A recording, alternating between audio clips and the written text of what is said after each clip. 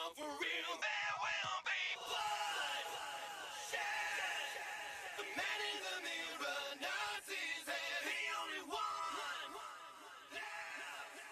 We're right up on the dragon's back because the mountains don't give back what they take. Oh no, there will be blood. Shed. It's the only thing I've ever known.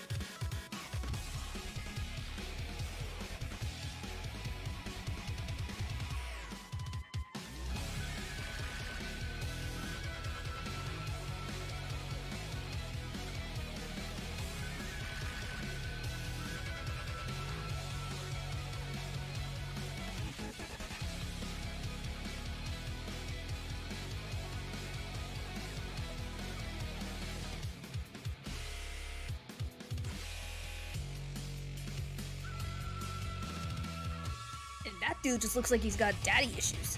Hello, everyone. Welcome to the stream. Daddy. Fuck, we have to update the Catboy meter again. What's up with the Catboy meter? It's two people behind. He is. Okay, I sent Randy something. But you said this is also going to be subject. I just realized my branding's inconsistent now because it says orange boy, it doesn't say orange underscore boy. They have to add that in there.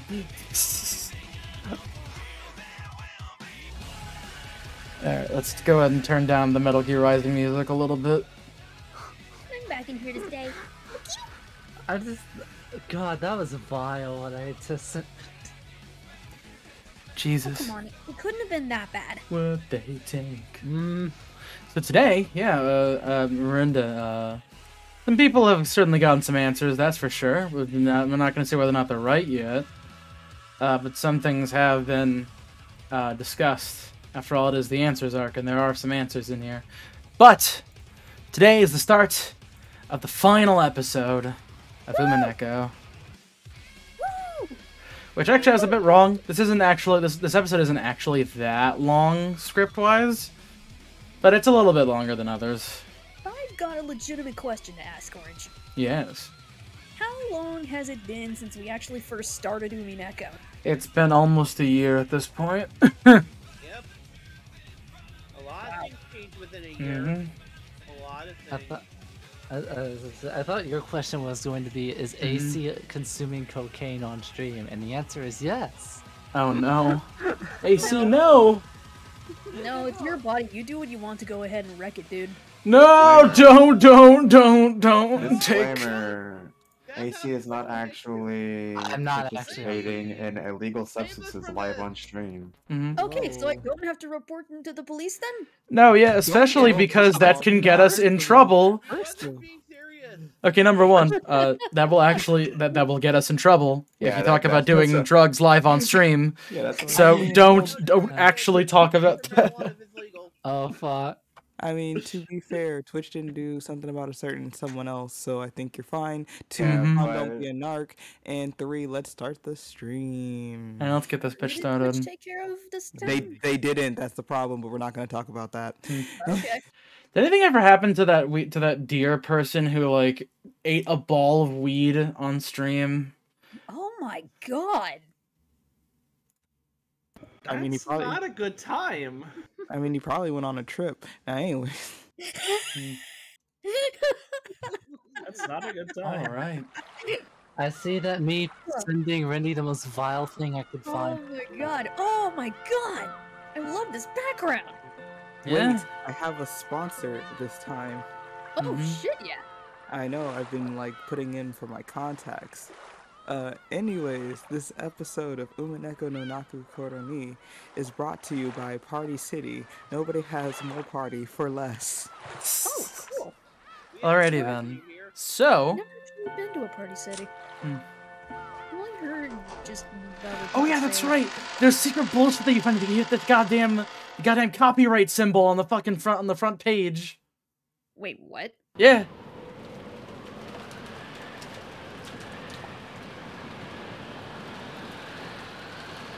It's like a weird extra like joke bit section you can go to. Did the... Mm-hmm. Funny joke. It looks like there's absolutely nothing here. We cannot leave this. Oh no. At all. Let's just go ahead and yeah, I don't have the time for this. You Oh, just... was that it? Oh, okay. There was another... Never mind then. Anyways, so yeah, there's like so apparently at the end of each episode there's a funny joke bit thing that you can do. If you hit the copyright symbol over here, it's only in this version of the game too. Oh, wow. Yeah, straight up. Straight up? Show that to me at the end of the, like, once the stream's over. I think it's like there's like one per episode. I'm fairly certain. What the Yeah, they're all like bits. Like there's nothing actually new. Seems to be quite common in Nushino. Actually, we ran into a similar thing in the previous Tsukihime session where you click on the moon a few times. Mm-hmm. Here, I gotta adjust the. There we go. Go ahead and That's pretty adjust the cool. I fucking. don't know. goddamn chat box somewhere it can actually be seen. There is literally no good place to put the fucking chat box in this game. I swear to God. Chat box? Yeah, for the people who are chatting on the stream and all that fun stuff. There's a bot that has the text from the chat appear on the screen. Mm-hmm. Anyways. Twilight of the Golden Witch. This farewell is as sad for me as it is for you. I've prepared a goodbye party for tonight. A game competition will be included as well. So please feel free to participate. The difficulty is small, but not to be trifled with. As this will be the last opportunity, why not take part yourself?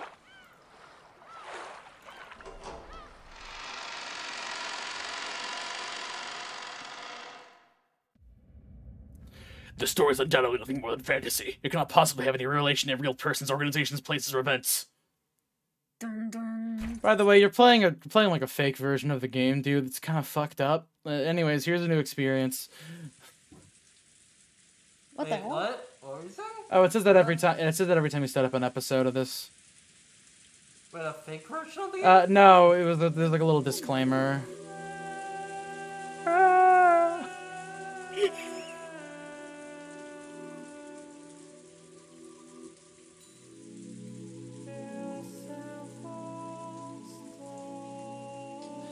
Two silhouettes could be seen in the chapel.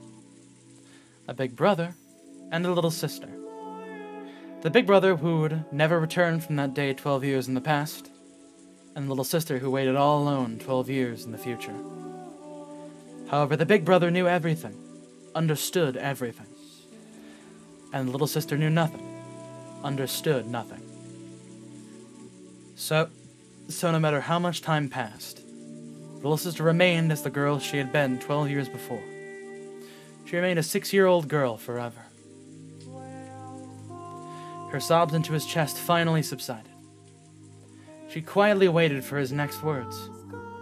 After patting her head gently, the big brother fished around inside his shirt pocket. Then, he took that out. Are you listening, Angie? Take good care of this. Yeah, young Angie, 6-year-old Angie. Okay. What is it?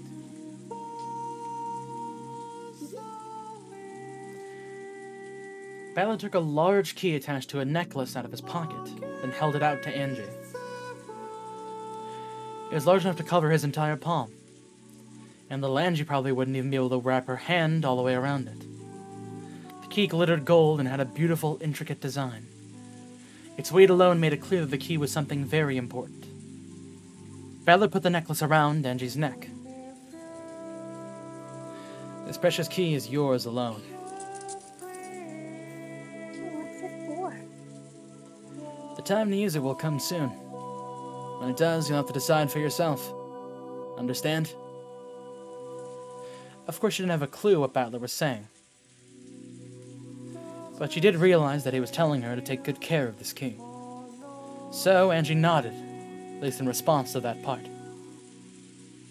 In her hand, the key had felt heavy.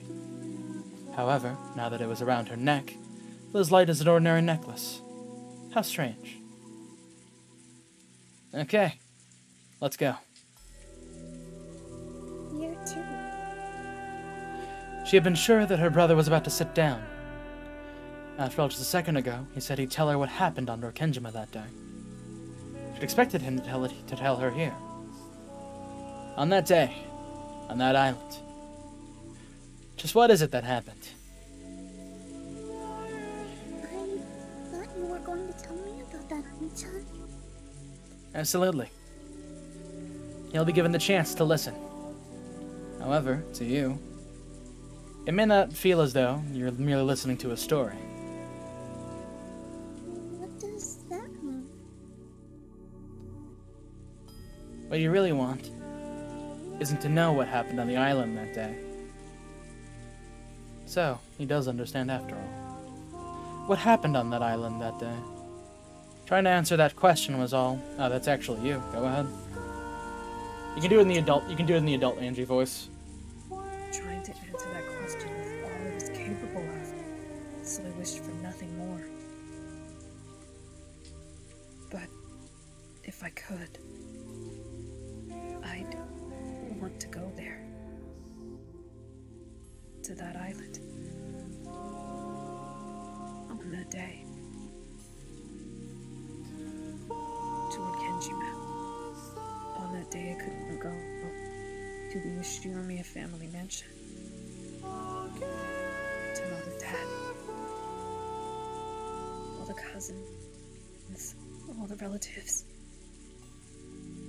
And everyone else. I want to go back to that island on that day.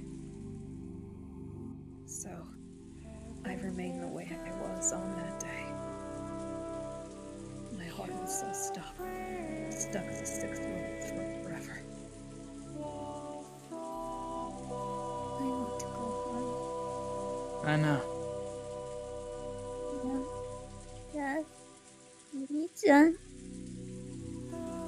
everyone. I want to go home to where everyone is. That's why I decided to invite you there. Huh? Your Oni-chan is the game master now. Only those who know everything about the game board can open it up and invite pieces in. So, I'll invite you to come to the game board. You'll take me to Rikenjima on that day? That's right. I'll invite you to the Rikenjima of 1986. Will I be able to see everyone? Of course.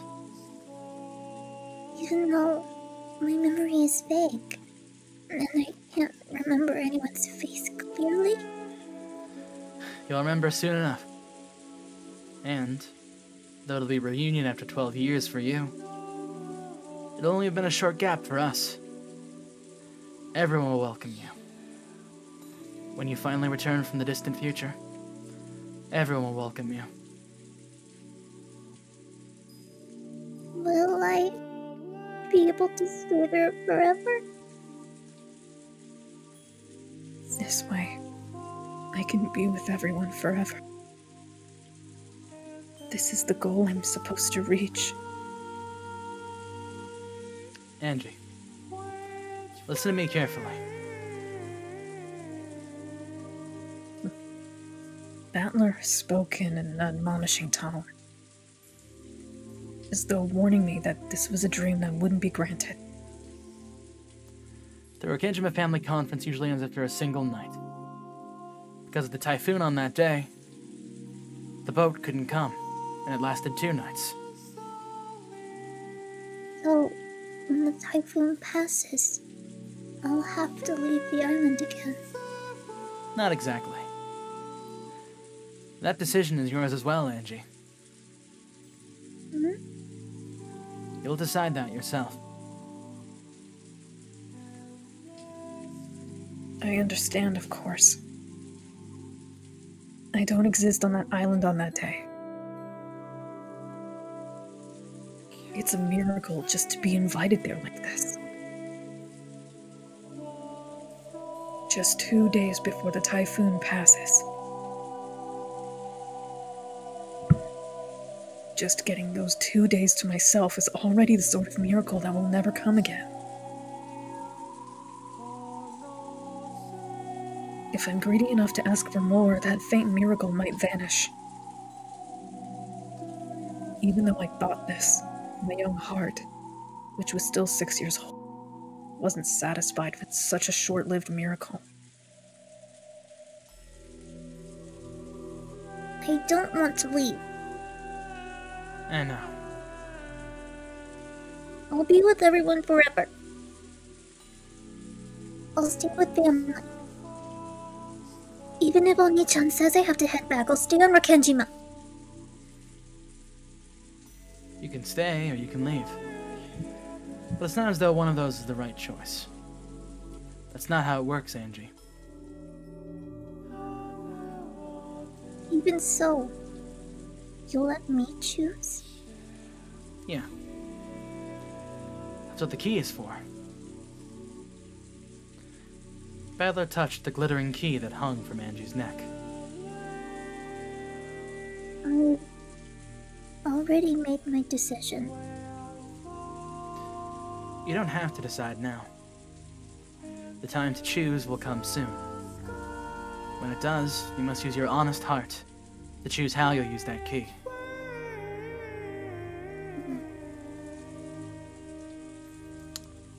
You don't listen to anything your Oni-chan tells you. You're free to choose your answer in any way you like. However, if you're a good kid and if you can trust your Oni-chan, If I can, then believe everything Oni-chan says. I'll believe all of it. That'll lead to the best choice for you. Listen to your Oni-chan's words and believe everything. Can you do that? I don't know. That's good enough. Believe whatever you want to. It's also a choice that you can make.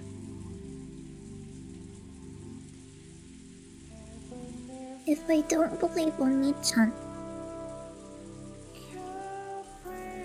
I wake up from this dream. That won't happen. So don't worry.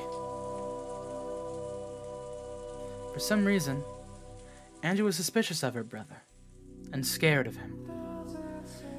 Her wish was to remain on that island, on that day, together with her family, forever. She was afraid that once she got her 2 miraculous days, her brother might tell her to be satisfied with that and return to 12 years in the future all alone. I already told you, there is no right decision. You can go, or you can stay. That's for you to decide. And you don't need to make that decision on your own right now. And no one will force me to make either choice? Of course. And Oni-chan won't tell me to go back to the future? There is a choice your Oni-chan wants you to make. Even so, Oni-chan wants to respect your decision and let you reach it of your own accord, regardless of what it happens to be. And I just told you. I've already made my choice. And I just told you, now isn't the time to choose. When will it be time? The key will tell you. The large gold key hung from Angie's neck. Her small hands held it tightly.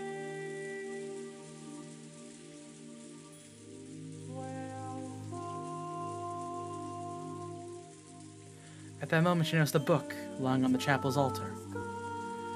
The book had a lock on it and was sealed, so that it could not be read without a key. Angie looked between the key hanging on at her chest and the book on the altar. Will this key unlock that book? Don't touch that book. His sudden, forceful response made Angie flinch. Badly realizing he had scared Angie, softened his expression. Come on, let's go. I'm inviting you to come back to October 4th, 1986. Okay. Badler held out his hand, and Angie gripped it tightly. Then they started walking. A brilliant light lay beyond the chapel's door. That blinding light peeked in through the cracks around the door. The brother and sister began to walk through to the other side.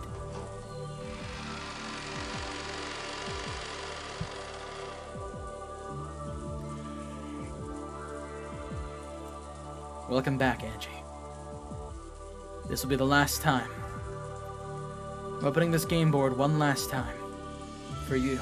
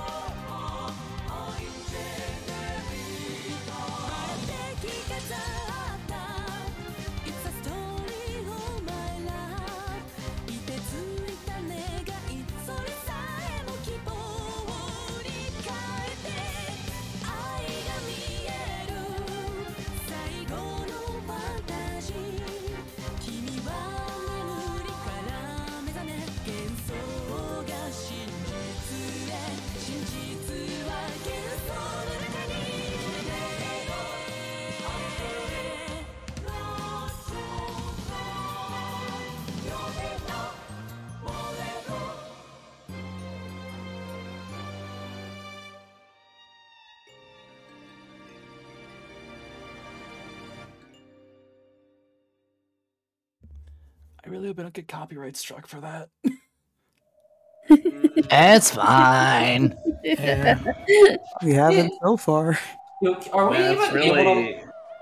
It's a good thing that we don't have like. Oh my good god, my stalkers fucking and stuff. controller! Why? Ah! Oh God! Violence! Shit! Do Fall! One thing Captain Oh God, Kawabata's I fair cannot though look to her at that. kinsman cut across Why? the sea in perfect form. Oh God. Do we even Yes. have monetization on YouTube? No. The tale of October 4th, 1986 always begins with Battler's screams. But this time, one thing was different. There was another yell alongside Battler's. Battler was screaming. The other was... laughing? Fall! No! Fun!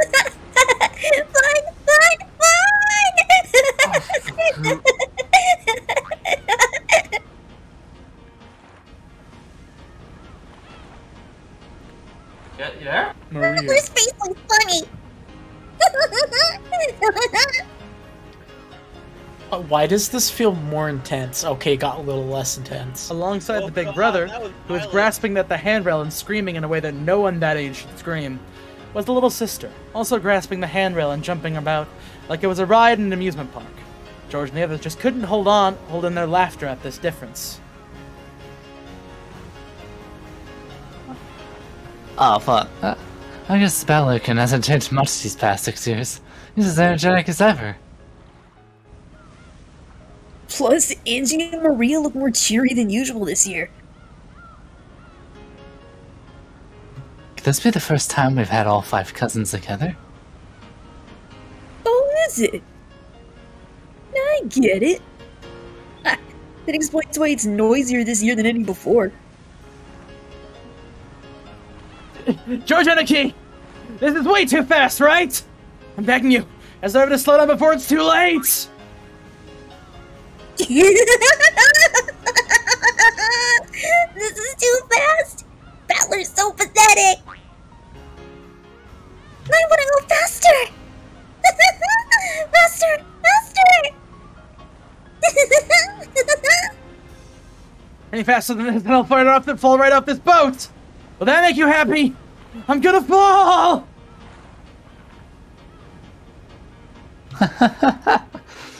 Going by the popular vote, I'd have to say Ballukin's proposal is... Rejected!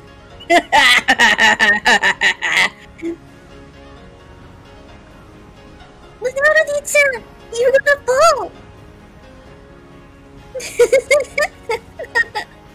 Security cat Battler needs to be punished. Tickle time. Wait, stop, Maria! You too, Angie! No!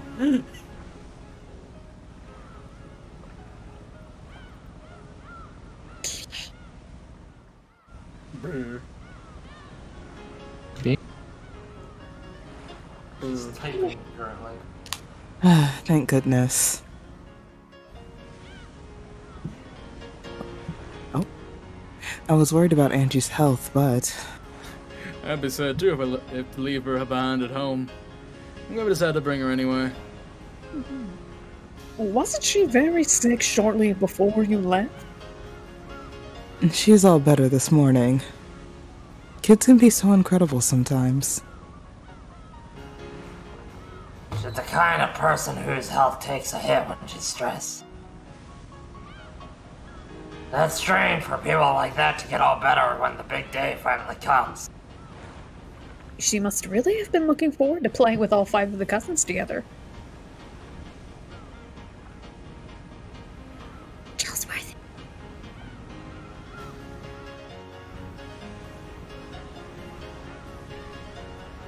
He currently cannot handle looking at the swing. Just watching them play together makes you feel charged with energy, doesn't it? You don't smile as they watch the children play around. Angie, who had gotten very sick and who everyone had thought would be absent, made a miraculous recovery. Thanks in part to her strong desire to join in, she had come along to the family conference with the others. And so, for the first time ever, all 5 cousins were gathered together. October 4th, 1986, became a day like no other.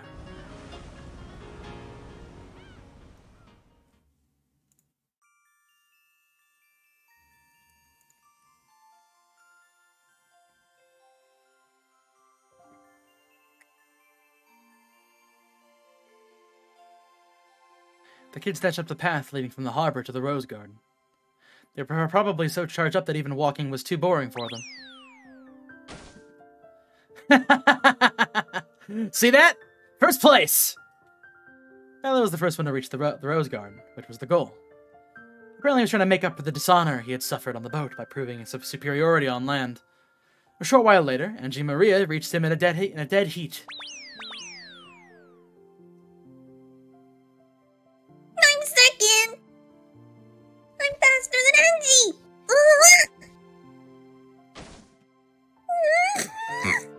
No, you are! Maria needs to see it! I'm second! The 3-year gap between Angie and Maria was large, especially since both of them were growing kids. Only natural that Maria was faster, but Angie seemed to be complaining about a shoulder bump at the start line. Maria Nichan cheated, so she gets last place. Oh, that's not. Peach always says you get last place if you cheat, protested Angie. Come on, no need to fight. Still, both of you were really fast. It's been a long time since I've run that much. Ah, the breeze feels so nice. Are you out of shape, George Anarchy? You know, anyone who has to run the race to make it before the bell every day gets strong legs by default. In other words, being a fast runner is proof that you sleep in a lot. Oni-chan always sleeps in. He didn't wake up today either, so I had to wake him up. Right? A stomp followed by a flying elbow. And that bodyplex from the top rope at the end of there just about finished me. That feels more likely to put you in an eternal sleep. Oh boy. It sounds fun! I want to do it too! I'll bet Oni-chan sleeps in tomorrow too! We'll wake him up together this time, okay?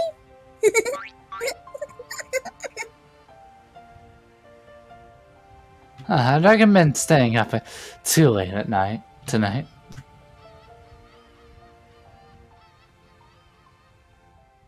Finally, the adults came into sight. The cousins waved at them, urging them to hurry up. Angie and Maria were so excited they could hardly wait. Just by having all 5 cousins together. Just by adding Angie into the group. Look at how energetic this day has become.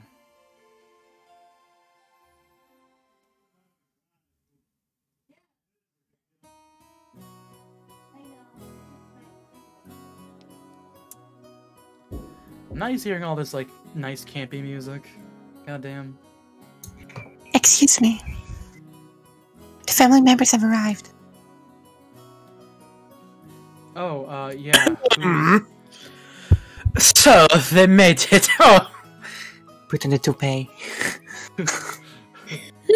I must let father know. It's just Canon morphing into Kraus. Are they all in the guest house now? Oh, that's why you wanted to be Kraus. So you can be Rindy's husband. Oh my god. No, that's not what I meant. No, that is worse than the thing I DM'd Rindy. No, I just thought Cross was funny. Oh, wow, you guys are really ragging on us. Yes. Yes. It's my line. They will meet you here after they have set down their luggage. Understood. Cannon, please show them the way. Shannon, quickly get some tea ready. Say that line. I'll keep going. Okay, as you wish, ma'am. As you wish, madam. So close. Don't worry about it. Father, it's me, Cross. It's about time for you to get ready. After Cross knocked on the door, it opened from the inside. Oh, Dr. Nonjo. How is father doing? No need to worry. He's changing as we speak. I think he's just a little nervous. Who are you calling nervous? No! I cannot find my favorite one-wing necktie pin! How many times must I tell Natsuki? My possessions must never be moved without my approval! Oh fuck, he's still alive. Apparently Kin's had been running around for some time. That's because he couldn't decide on a tie and tie pin. Kinzo, who felt that the dignity of the family head must always be preserved, usually made a big deal about the head's attire being equally dignified.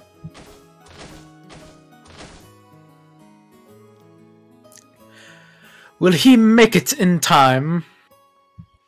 Do you think that you could give us a little longer? We'll come down as soon as he's ready. Understood. I am counting on you, Dr. Nonjo. Father. I must say that necktie pin looks splendid on you. The necktie pin, you say? This pin? The family conference is held about once a year. There shall be no compromise. I must have that necktie pin. Where is it? Where? What?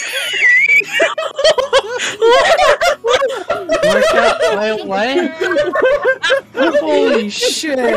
You're doing shonen pro tag for there. It's like a Jack in a Box Kinzo. I don't know what's Kinzo funnier. jump scare. I don't know what's funnier, this or the time where Rudolph was on the ladder. Mom's laughing in the background. Your mom's laughing?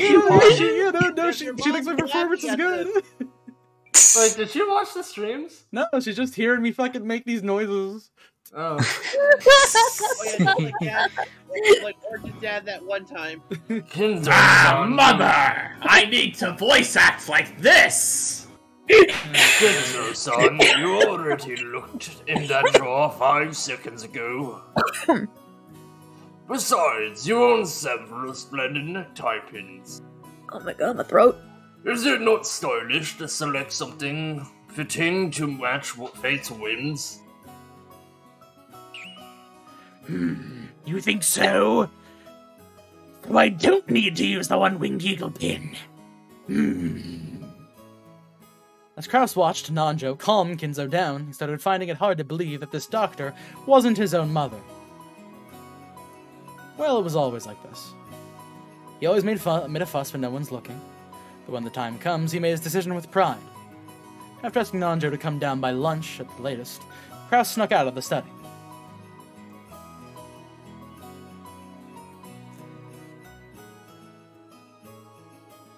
What do you think? A splendid aroma, is it not? And the unique one as well. I've never had pumpkin tea before. That little touch of sweetness makes it delicious. As one step in preparing the tea for the guests, Goda let Shannon try a bit first. Until then, Shannon had thought it would be outrageous for a servant such as herself to drink the same thing as the family and their guests. However, according to Goda, that kind of thinking was a mistake. One must not serve something if one does not know the taste beforehand. For example, when you visit a restaurant and a dish you've never heard of catches your eye, what are you likely to ask the waiter? How does this dish taste, correct? I see. So if the waiter says that he's never eaten before, that would seem a bit odd. Precisely! As a matter of course, anyone serving their customers must be deeply acquainted with the taste of the tea and food they serve.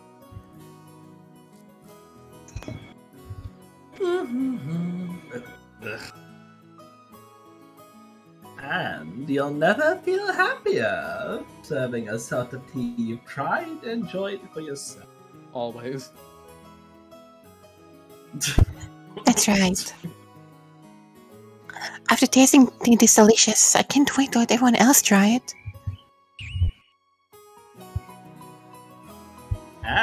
because of that, we servant must be very familiar with the tastes of all sorts of foods. That's why sampling food whenever I can is part of my job description. Ho ho ho.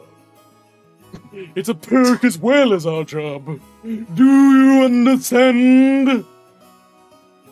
Yes.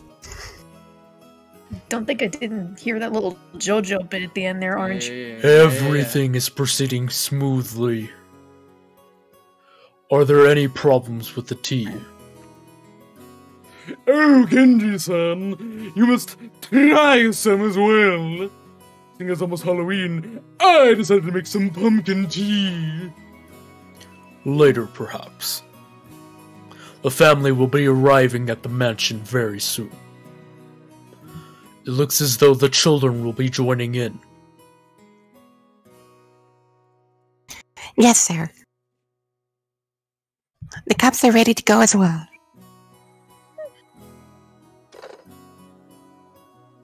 At that moment, the kitchen's extension line started to ring.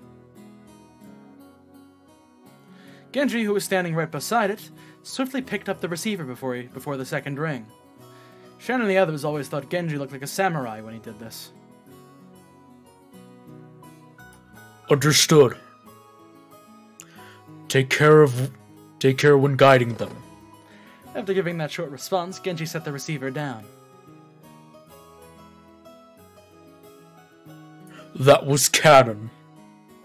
The relatives will be here shortly. The children are with them. Shannon, Kumasawa, go serve them.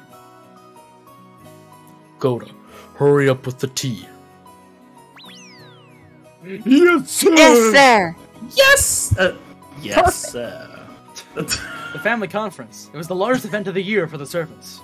They were all excited and determined to make it through together once again this year.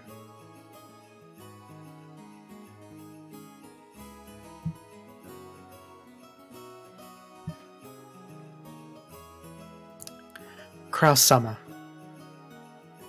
I have led the relatives here. Ho ho, there you are! Were there any troubles on your trip here?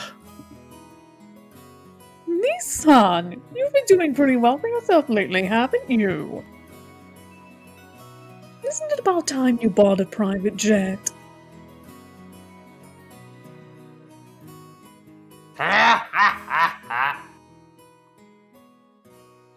After all, no one was in the plane but the family as usual.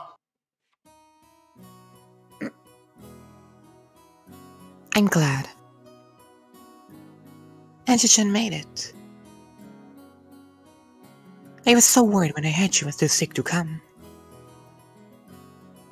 Thanks for your concern. She suddenly got all better this morning. My tummy ache went away. I rubbed my tummy clockwise. That's a magic ritual to heal tummy aches. Now, Maria, quiet down.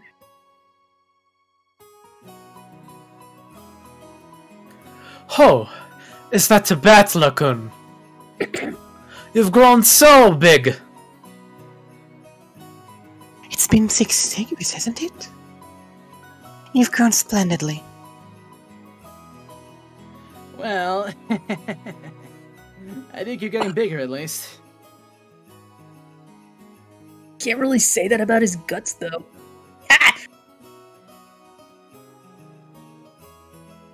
I was happy to learn that he's still the same old Batler-kun. Thanks with all the cousins doing it at the same time.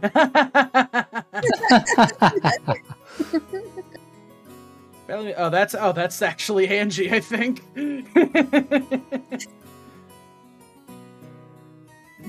Is it? I have no idea. Apparently maybe bigger, but he's still dead. Apologies. This brat's always been terrified of falling off planes and boats and stuff. That must be Asumu's son's blood, right? When he was a kid, we went to theme parks. We always went on some of the wilder rides. That's probably what did it. Don't they have height restrictions for those? No, I don't mean that kind. You know those paddle boats and teacup rides, right? Looks like we took those a bit too rough back in the day. You've always gone a bit overboard on rides like that, Rudolph Nissan. I see. Poor Battler-kun. Poor Battler-kun indeed. I like to imagine this means that when Rudolph gets on like one of the teacup rides, he just fucking grabs the wheel and just starts going at it. Oh yeah, for sure. That is the implication in the manga.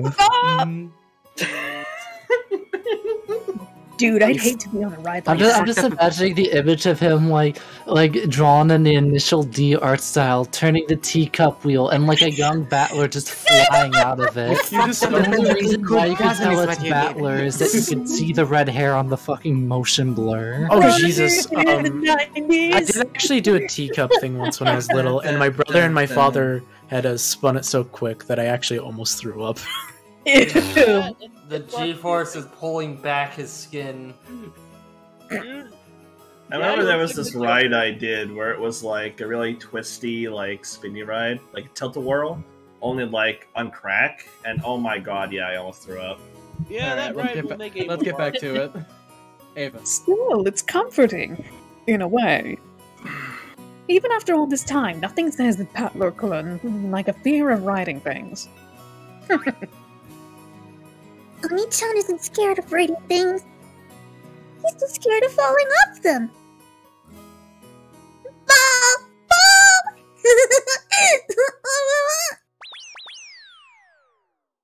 Hey! Stop running around! Maria, you're one of the big cousins now, right? Just set a good example. Pardon me. I read some tea for everyone. A pleasant murmur followed Shannon as she came into the room, pushing a serving cart. Even Angie and Maria, who had been running around in circles, sat down obediently when they heard the drinks were here. By the way, what's Dad doing? He should be down soon.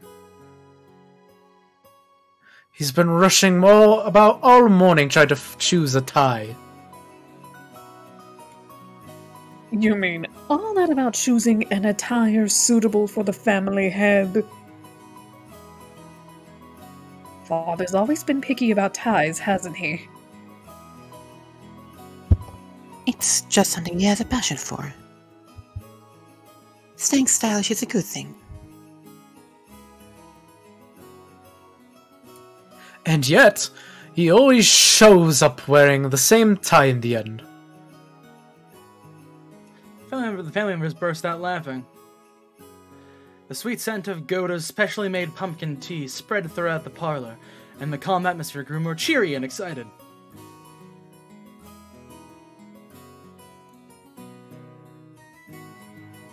Look, Mama! Look, Mama! It's a pumpkin cookie for Halloween! Sorry, I feel like I'm about to sneeze. Ooh.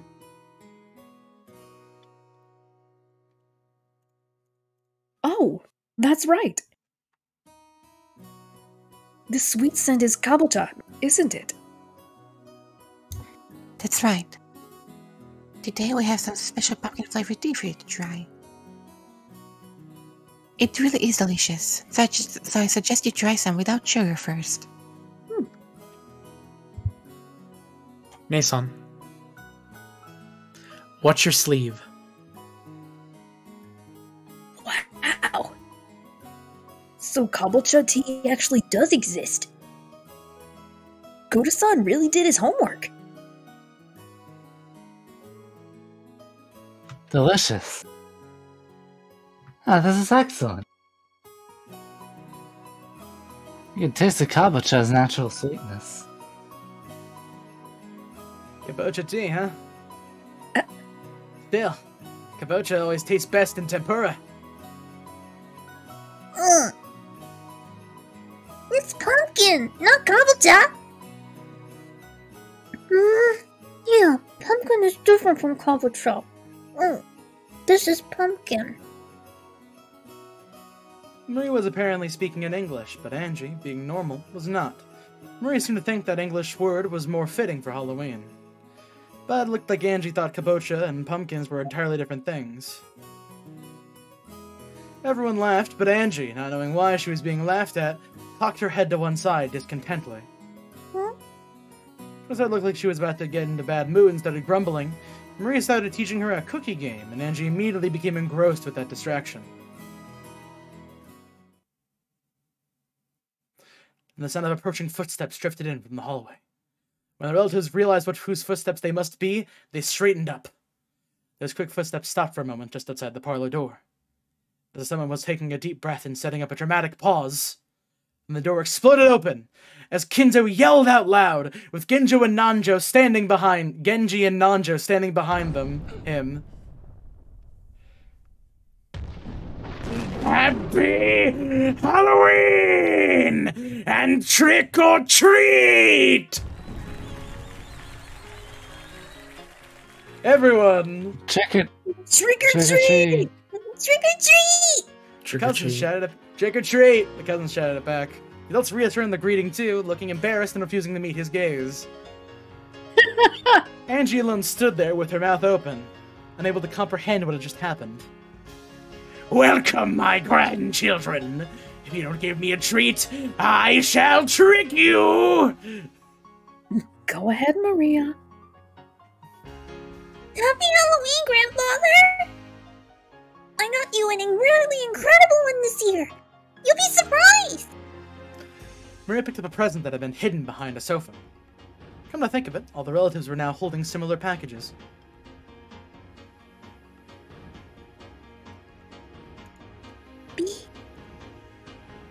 Come on, Angie. You too. Give this to Grandfather. Carrie handed Angie a neatly wrapped present. Oh, Maria! You're always so thoughtful! Grandpa's so happy! This is getting weird.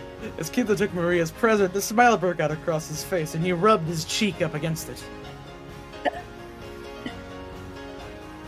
Master, your dignity. No, oh, that's right. You have pleased your grandfather greatly, my granddaughter.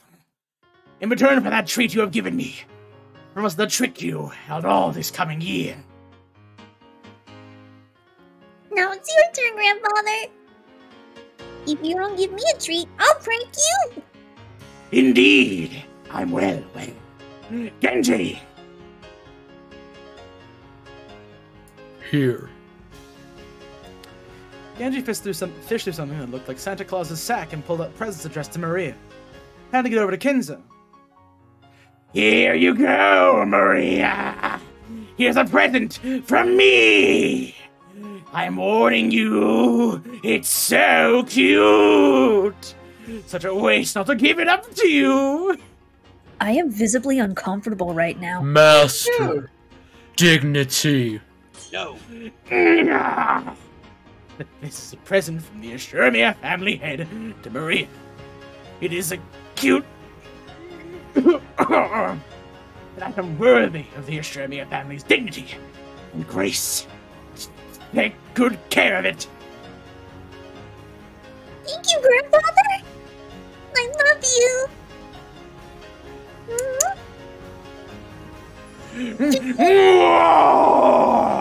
Oh, Maria! My adorable granddaughter! Ew. Oh, that's cute.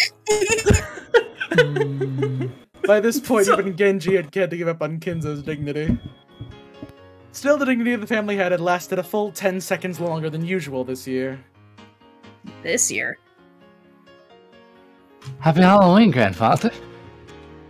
Ah, this is from me. Happy Halloween! This one's mine. I hope you like it. Oh, George, Jessica. I must thank you once again this year. So happy. With tears streaming down his face, Kinzo hugged George and Jessica. Oh, and Battler too. I'm so glad you've returned to the family. It's been lonely without you these 6 years. Well, anyway, happy Halloween. Not sure if you like it, though. Don't worry. Don't worry, Battler. I know you have things you want to say, things you want to ask, but now is not the time. Grandfather? I'm glad that you have returned to the Shermia family. It makes me feel... Slowly, Kinzo moved forward to hugged Battler. Battler drew back at first, but then he understood Kinzo's feelings and hugged him back. Angie watched this scene play out, shocked. Was Shermia Kinzo always this kind of person? Angie, you're up.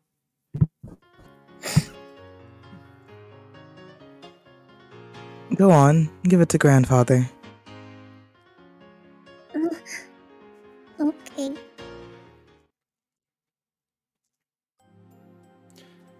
Angie didn't have a clue what was going on. She took the present her mother had given her and walked forward timidly. Kinzo's face, which looked so cheery a second ago, suddenly became as stern as soon as Angie stepped forward. No, it didn't become stern. That expression was always worn by the Kinzo inside Angie's mind. This was Shermia Kinzo. He was fickle, short-tempered, and always wore a stern expression on his face. This was the most terrifying person in the Shermia family.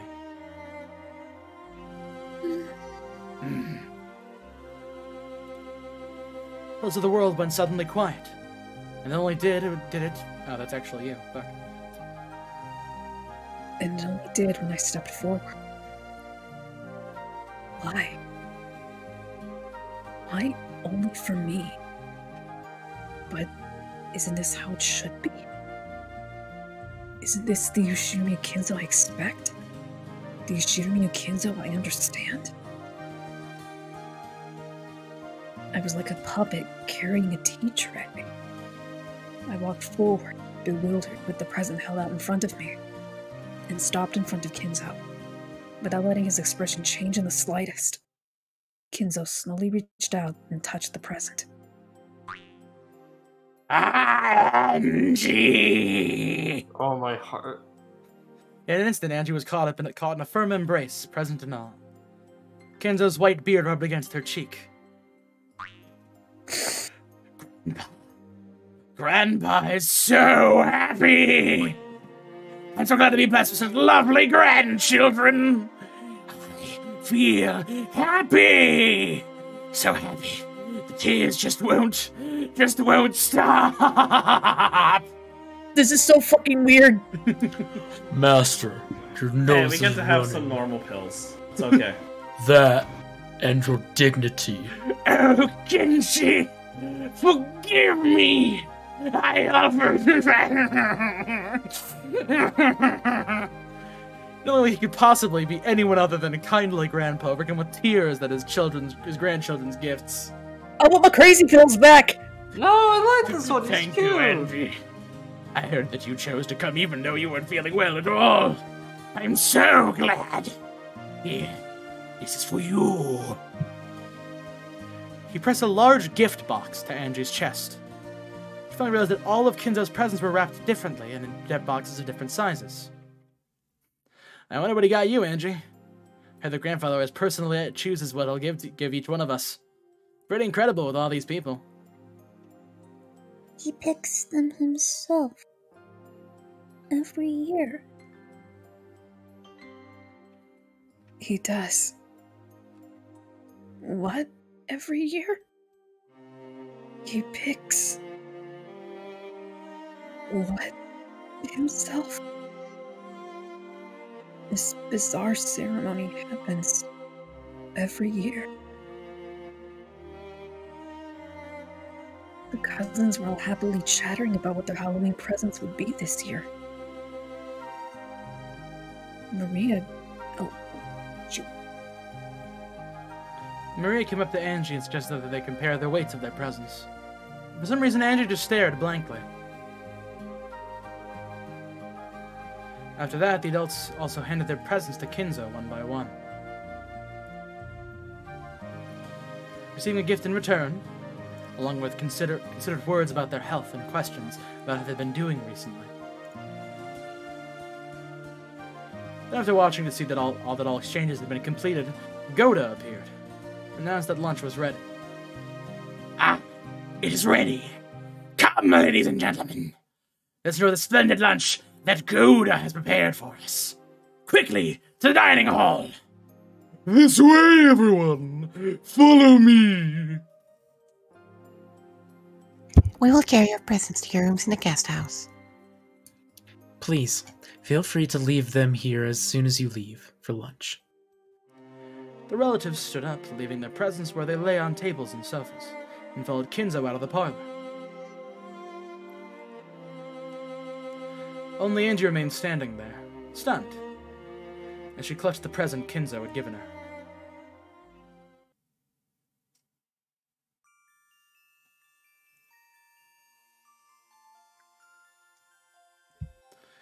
Goda's lunches had never betrayed its expectations before.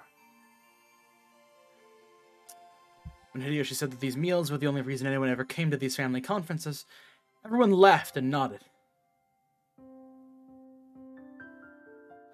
The delicious food caused conversations to erupt all over the courtroom. You've gotten so big. How have you been lately? Pretty good. It was a fun meal with everyone asking each other about their latest and laughing together. They assured me that the family sat at meals in a specific ranked seating order. The adult siblings, the cousins, and the spouses all sat in groups. So conversation sprung up naturally. Angie had withdrawn slightly from the cousins' chat and was looking around the dining hall. What are Kinzo and the adult siblings doing?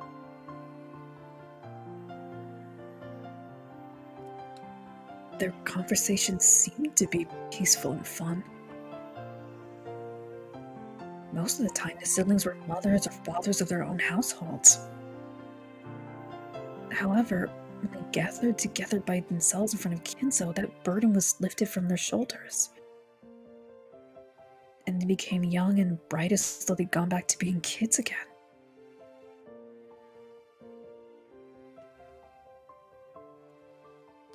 Rudolph, who was usually an easygoing father, who nonetheless had a sense of dignity, became so bright and cheery in this group that it almost looked like there was another battler.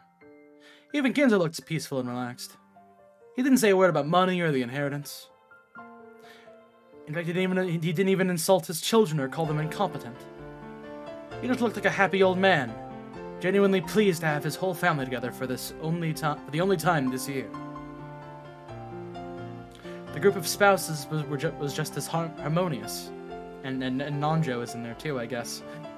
The mothers kept bringing up problems with the education and household matters, as well as the family health issues.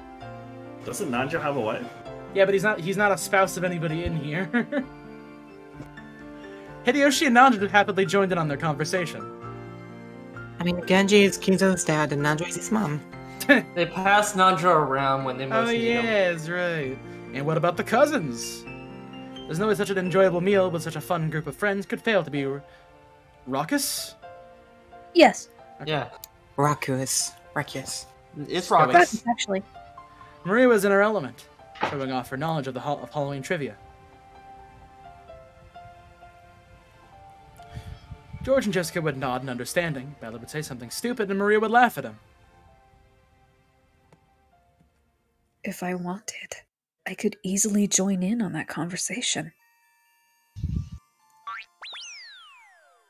And if the dessert caught my attention, I could easily slip out of the conversation too. It was happiness, both fun and natural. Felt like waking up from a daydream to be greeted by the rays of the springtime sun.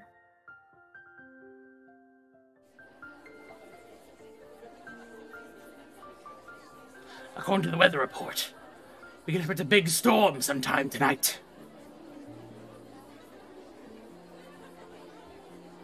It's supposed to be a typhoon.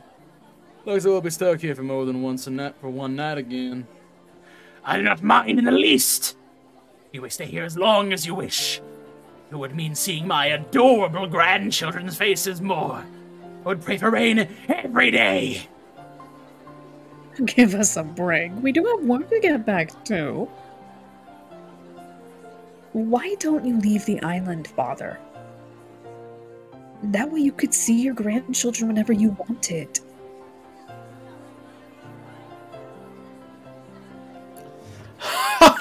True. Living on a remote island may have the sense of majesty, but haven't you had your fill of it? It's too noisy in the city. I much prefer a quiet island, with no one on it but my family. I like it here.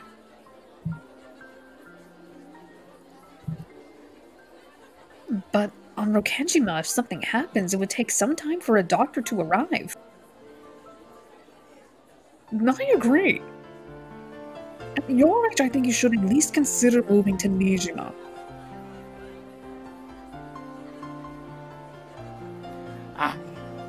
I'm old now. I would live in peace, surrounded only by my family. And I am satisfied. I have this island to make that dream of mine come true. Father. It seems I've gotten you all down. Ladies and gentlemen, this ends Doda's lunch. Grandchildren, it will be raining constantly starting tomorrow. Now is your last chance to see clear skies.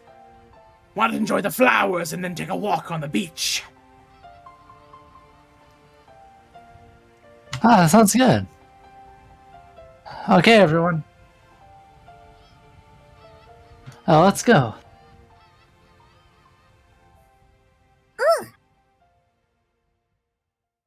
I want to see the flowers and walk on the beach. Bad dog! Puppy! Sorry. That's fine. We can collect shells and collect glass too. Collect glass? Sounds a bit dangerous. Fragments of glass get washed by the waves and become round, beautiful gems which drift ashore. Did you forget, Battler? Remember how we used to pick them up together? Oh, are those glass fragments? Sounds like they're just pretty stones. Have you ever seen a glass gem, Angie? No. Then let's go! I'll show you! Let's go, let's go! But the first to see them gets to keep them! I'm gonna get them all! In that case, I'm not gonna lose either. Let's see who can find the prettiest, biggest glass gem. Alright. Times like this, why not be a kid? I'm not gonna lose either. Then we'll head down to the beach. Indeed. Take it easy and enjoy your time together, grandchildren. Cousins rose from their seats and noisily left the dining hall. Maria grabbed Angie's hand and dragged her along. However, Angie's expression was vague and absent-minded, the opposite of Maria's full smile.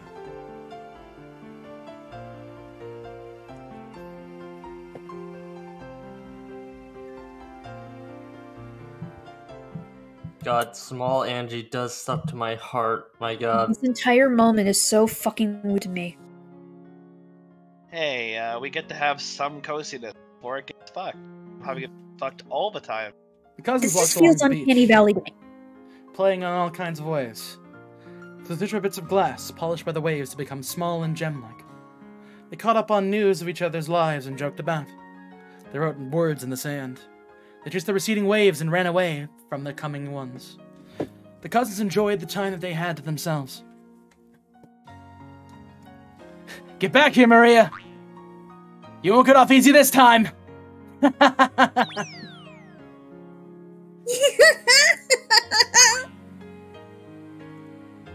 way, no way!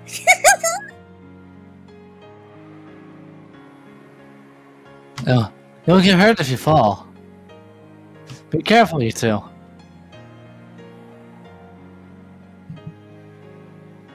Feels like the wind's gotten stronger. Maybe we should head back soon.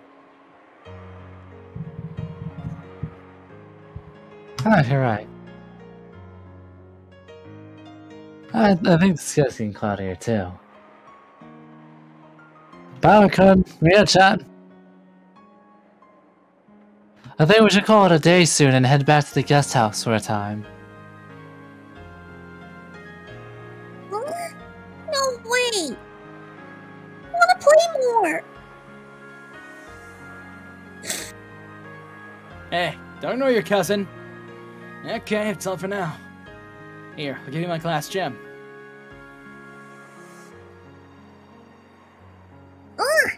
Really? Thank you, Battler! Now I have the most, so I win!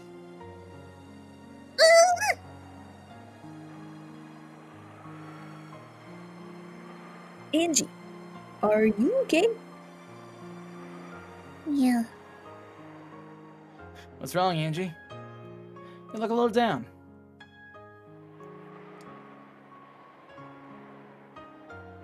She's just tired out. Come on, let's all head back together. Angie's expression probably did look tired. However, Battler alone thought he saw something else in it. What's wrong? Can you tell me? It's nothing. She said that. Something on her expression showed that she was unsatisfied for some reason. Since Angie didn't say what it was, Battler couldn't think of anything. He wasn't able to guess anymore. So he squeezed her small hand, suddenly letting her know that she could tell him whenever she was ready.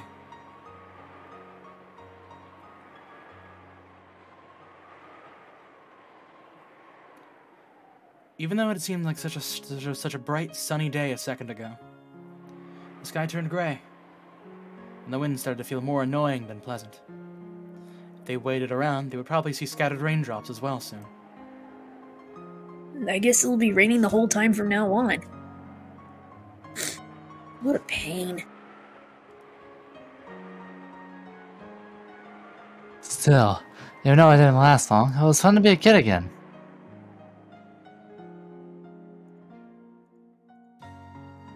I can't wait to show Mama this glass gem. I'm gonna tell her I won.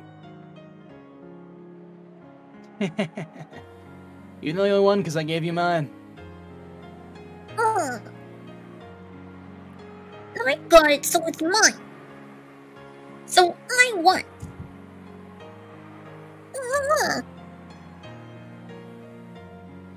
Angie walked distractedly, pulled along by her brother.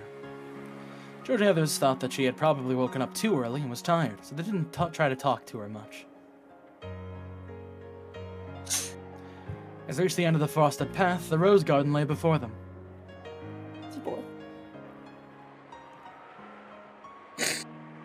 Mama! Look! I won! Maria ran forward, waving her hands about and yelling. Looked as though Rosa was waving for them from the front gate from the front of the guest house. Then I'm gonna head back to my room for a sec. I'll meet you in the cousin room right after. Okay, got it. See you later then.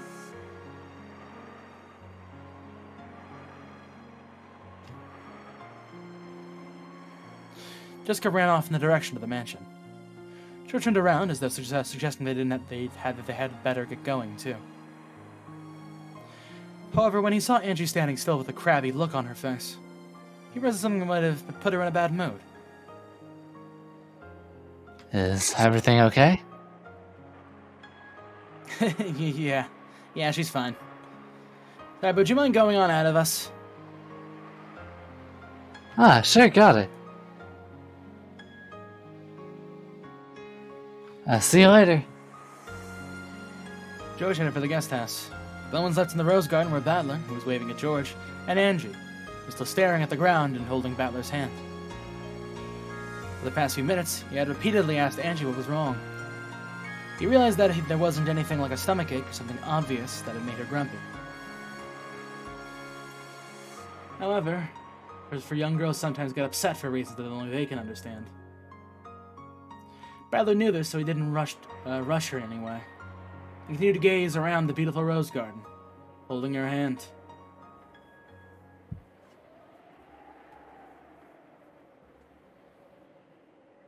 Onita, What is it? where are we?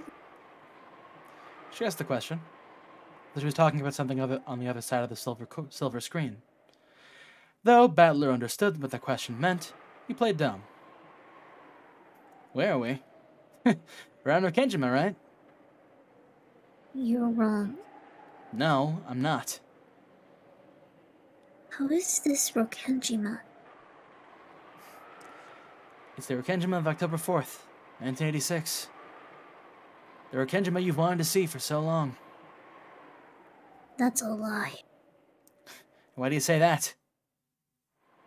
This is totally fake. Angie wrenched her hand from her brother's grip. That hand hit a rose and sent flower petals flying. I don't lie. How is this supposed to be the truth? Angie spat those words out. However, Battler's expression remained calm and composed. What don't you like about it? Yoshirumi Akinzo, for example. He wasn't anything like that, right? What grandfather wouldn't smile when he was being reunited with his grandchildren after a long time? Yoshirumi Akinzo wasn't that kind of person! Yoshirumi Akinzo was... Strict, discontented, short-tempered and quick to anger? So you do understand. What was all that back there? How is that supposed to be Yoshirumi Akinzo? Halloween? Exchanging presents? What the hell was that? That's nothing like Yoshirumi Akinzo. This is nothing like Rokenjima. Don't you remember, Angie? Remember what? We did that every year, didn't we? Every year? That? Well, I guess it's no surprise. As you went to a family conference, you were less than 6 years old. So it's only natural that you wouldn't remember that. It's only natural that I don't remember.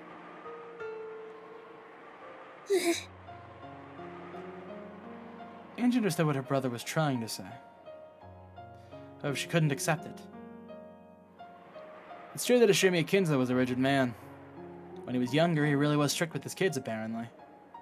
And, well, it's probably not wrong to say that it was probably traumatic for Dad and the others. I'm still a bit scared of him. The grand tale of how Kinzo restored the Yoshirumi family was more than enough to paint him as a rigid, terrifying man. Furthermore, Kinzo was an investor. All the legends and tales that made him seem more mysterious had probably worked in his business's favor. At times, Kinzo may have even acted out this part people expected, endeavoring to make his presence all the more overpowering. So the world at large spoke of Yoshirumi Akinzo as a strict, short-tempered man. And they even thought of him as a fickle, bold, incomprehensible eccentric. But that was just the face grandfather showed to the world. It's not how he acted in private, alone with his family. Are you saying that weeping old man who doted on his grandchildren is the real Yoshirumi Akinzo? He must have played with you and patted your head many times. Do you really not remember?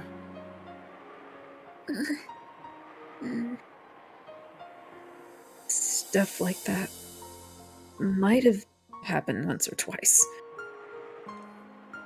But that must have been a mere whim of his. My parents told me all the time. Grandfather's a terrifying person, so make sure you act properly. They always said that he's very scary, so take care. And that means he was a scary person. When you were little, you would always accept whatever your parents said and take it too seriously. To put it nicely, you were obedient. But to put it bluntly, you were a kid with an overactive imagination. Dad and the others were just trying to make you realize how important it was to be polite. I saw it though. I knew about it. I knew that Ushiro Kenzo was a scary person. I've even seen him yelling in anger. I'll never forget it.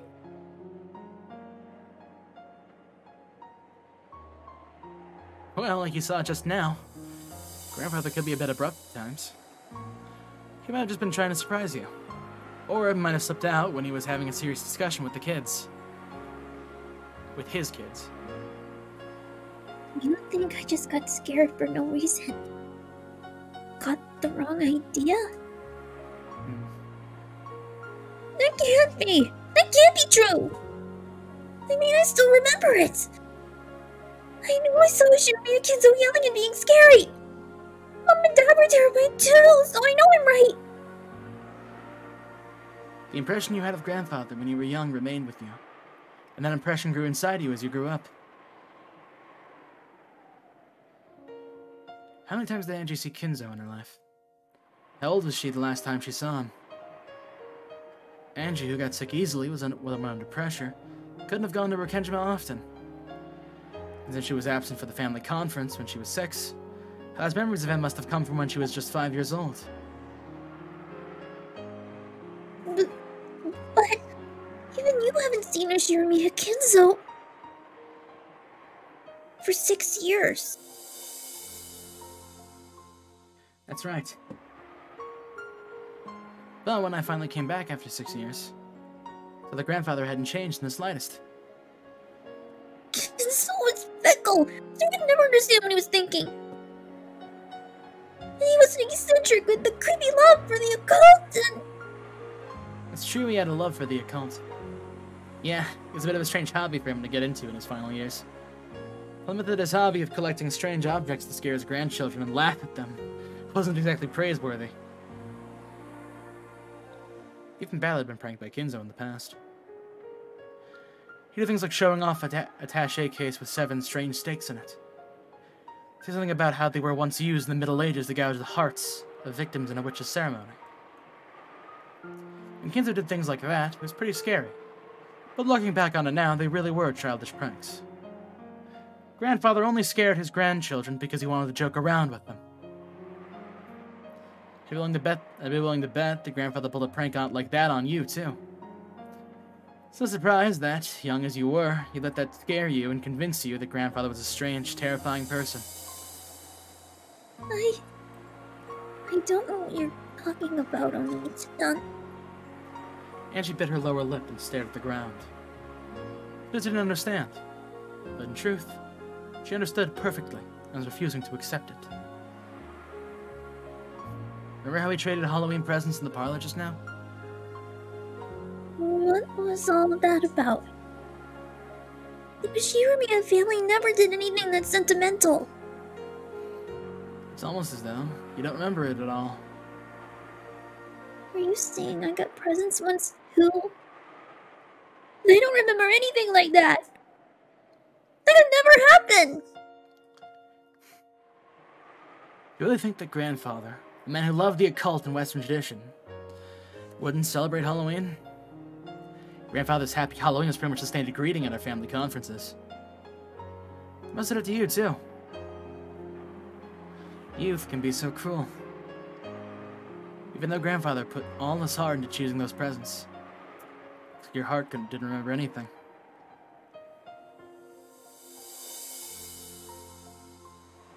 Are you saying that I was just too young to remember? That was was the truth of October 4th?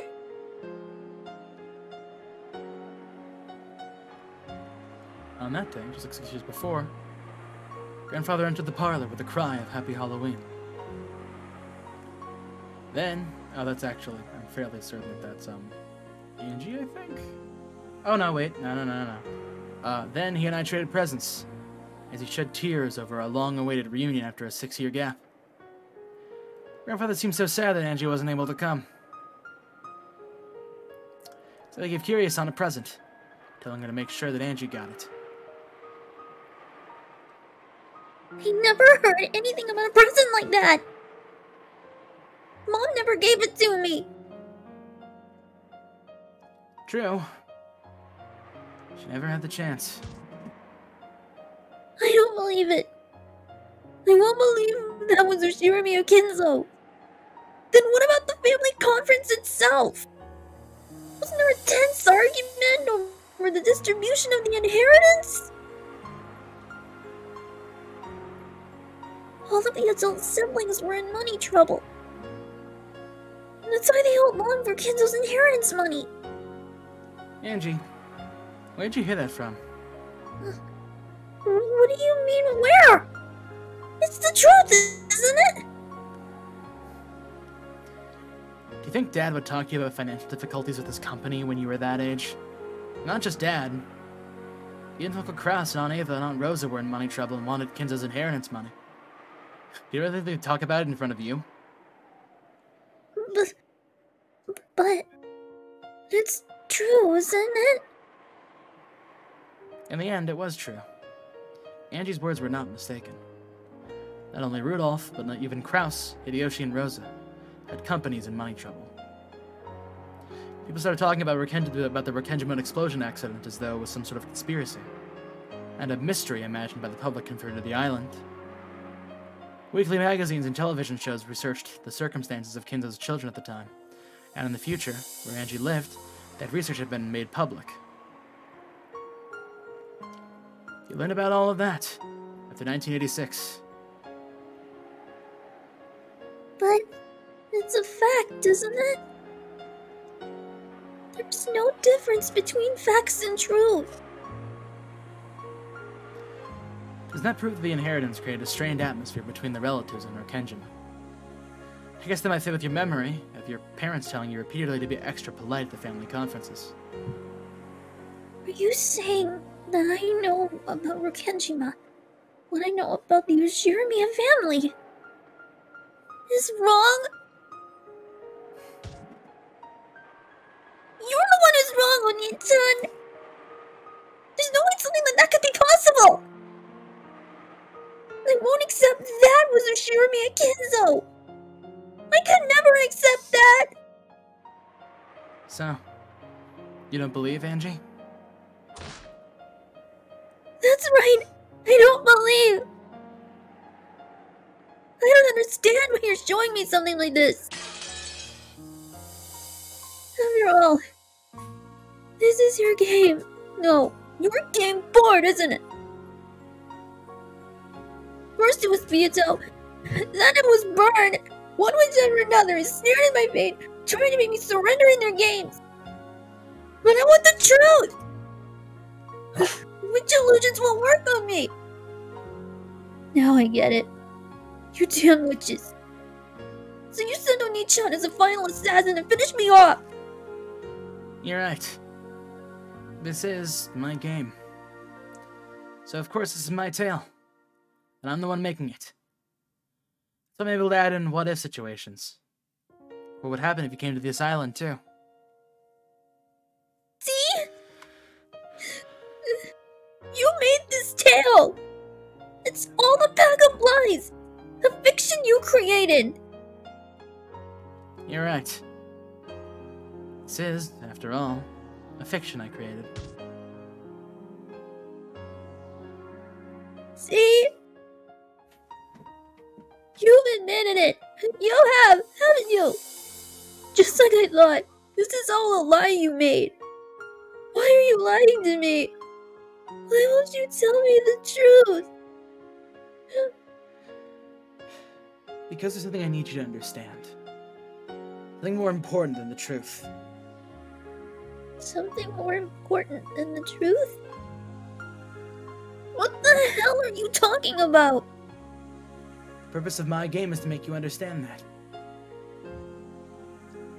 Just as Beato's games are made to make Battler believe in witches, Battler's game is made to show Angie something that was more important than the truth. Games never bring about their intended ends by force. After all, Beato's game can never be won for all eternity, unless Battler acknowledged witches on their own, on his own. Battler's game was the same. Battler couldn't win in this game, as Angie acknowledged it herself. So Battler had to advance this game, just as Beato had done in the past. To believe it or not, to accept it or not. The decision lay solely in the hands of the opponent. And so, Battler was trying to enshroud Angie with his own illusion. I finally get it. This is the game between me and you, Oni-chan. Angie, I'm not trying to challenge you to a game. No. This is a game. I made a wish, hoping to learn the truth of October 4th, 1986. So you invited me to this game saying that you'd show me the truth. And now you're showing me this strange illusion, trying to make me believe that it's the truth. Well, too bad. I'm already used to dealing with witches. I can totally tell you're trying to use that kind face of yours to trick.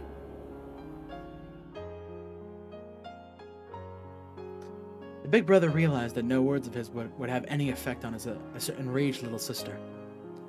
So he just quietly listened to Angie's words. But even so, Angie was dissatisfied. I've had more than enough of this stupid farce. If you don't plan on telling me the truth, then end it all now. I'll obey my own truth for myself. I won't rely on you. That's right.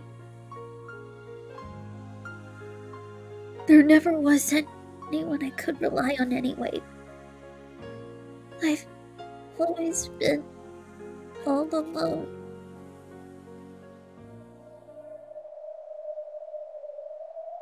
Sorry. I won't let you leave this game.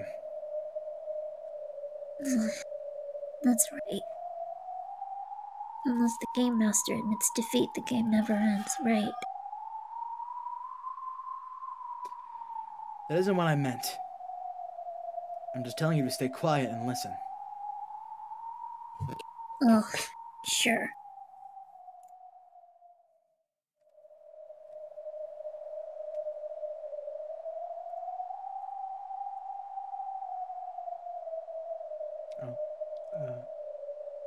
Hmm?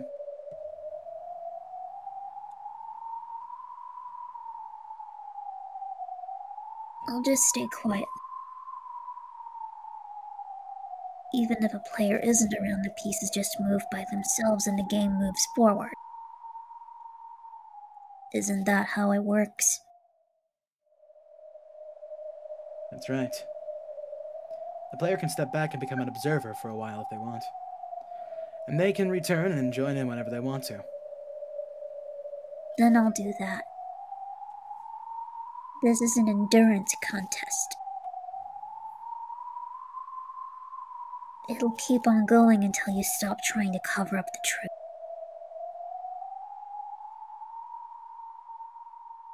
Something more important than the truth?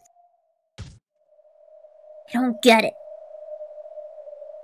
How could anything like that exist? It does, Angie. Whether my tale is the truth or not. The fact remains that you lost something precious on this island. Dad. Mom. And you, Oni-chan. I lost my family. And everything that mattered to me. She spat out those words as though no further questioning would do any good, and looked away. Even as he watched this, Ballet's expression remained gentle.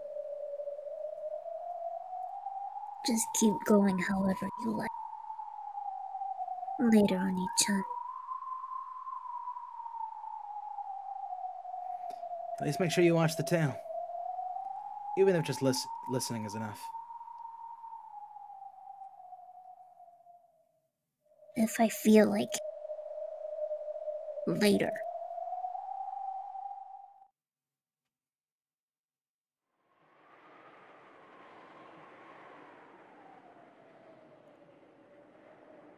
Angie's eyes clouded.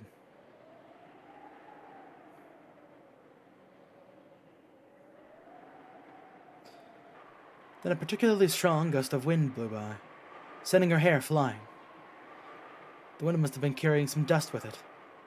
Angie's nose twitched and she sneezed loudly.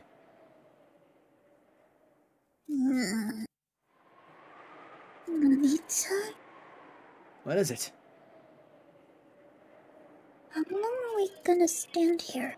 The weather's all weird. Let's go back to the guest house. Angie's eyes weren't cloudy anymore. However, the tone and atmosphere about those eyes seemed somehow different from before. In a manner typical of young girls, Angie signaled that she was too bored and wanted to go do something. This Angie was clearly a 6-year-old Angie. Good point. Why don't you head back to the guest house now? Whoops. I'm gonna stay here. Why? It'll start raining soon. It won't be long now. So I'll wait here a bit longer. You're waiting here? Who are you waiting for? Huh?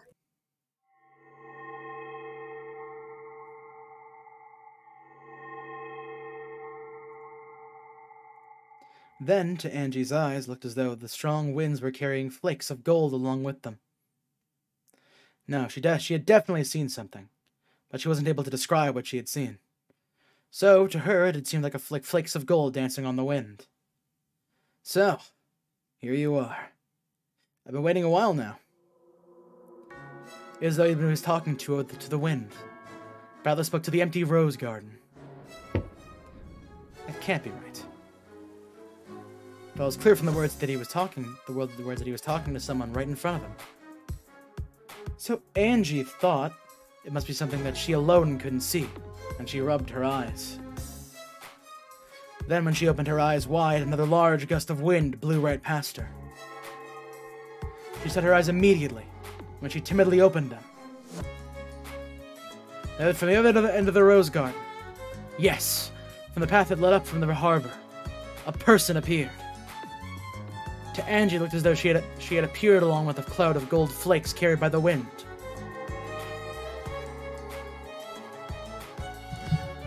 You're late, Beato.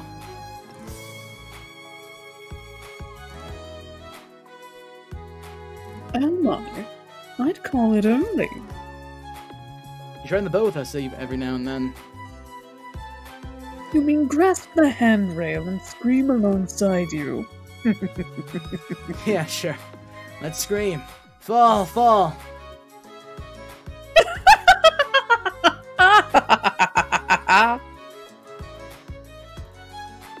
I see, how interesting. Yes, I suppose I did arrive too late.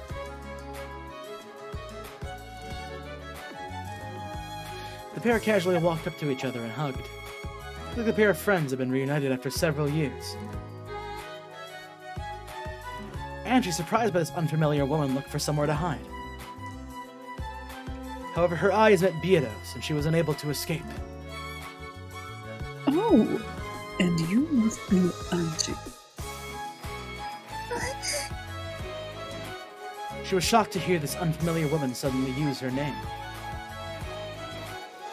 Look, even she can be so cute when she's 6 years old.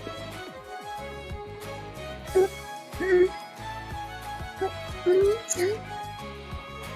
Who is this person? A friend of mine. A friend? can you say that? Oni-chan's friend? This is Beatrice. You've heard from grandfather, haven't you? About the Golden Witch. He gave the Ashurmia family its gold. Haven't I heard that before? The Golden Witch. Is it young Angie's voice? Nah, just do the old one. It's fine. Now I remember. That was the scary Never mind. witch. Yeah, no, that's probably the young one. That was the scary witch who would snatch you up and carry you off into the forest. You didn't listen to your parents or stayed up too late on the Kenjima. Mom said, on the rainy nights, you could look out the window at the dark forest. You might see the witch looking back at you and get snatched away. Which must mean that I'm supposed to be wandering about in the cold rain, looking into each window to find kids staying up too late. How pathetic that would be. Good point. Angie, your parents just made up that story up to get you to go to bed on time.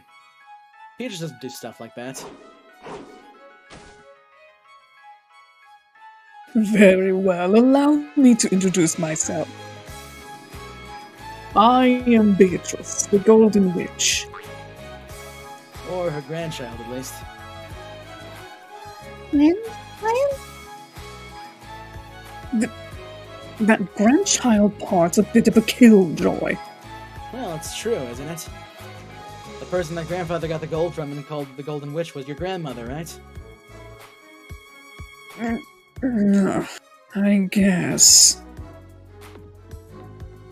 The grandchild of the Golden Witch, am I? Can't I get a better title than that? Is this person a witch? Yep, she is. She's the guest who's been invited to the family conference today. He isn't a scary witch? She's not gonna take me away into the forest? Damn Rudolph and Curie. Just what do they think they're telling this kid about me? Ugh. I don't do things like that!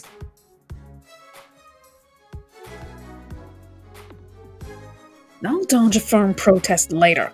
She's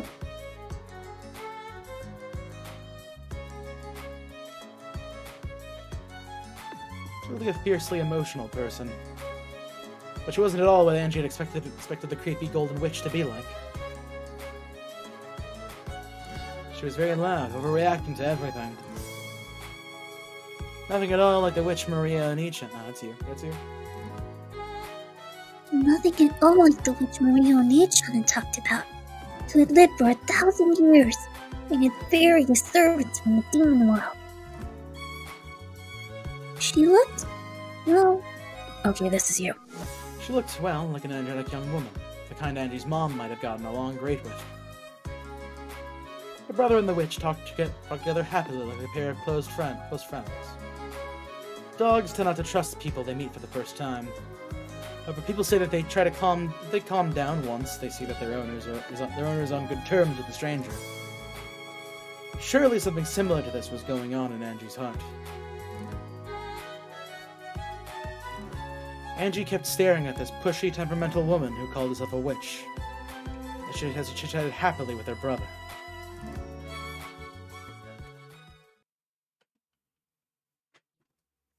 What's this key for? Beata noticed the golden key hanging from Angie's neck. Angie automatically and defensively grasped it. Whoops. That's Angie's precious key.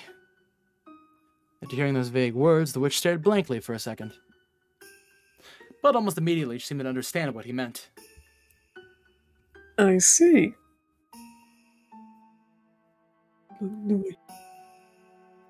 Is that how it works? Is that how it is? I thought it'd be easier to understand if I made it clear what she's supposed to do.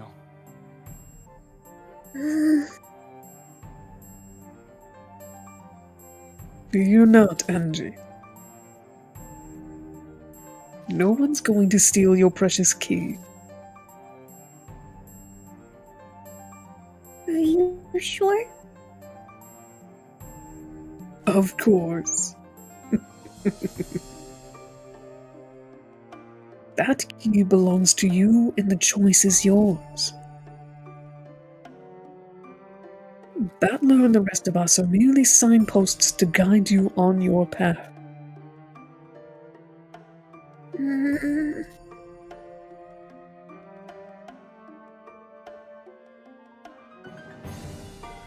When her brother gave her the key, he had said that it was very important. She had to take good care of it.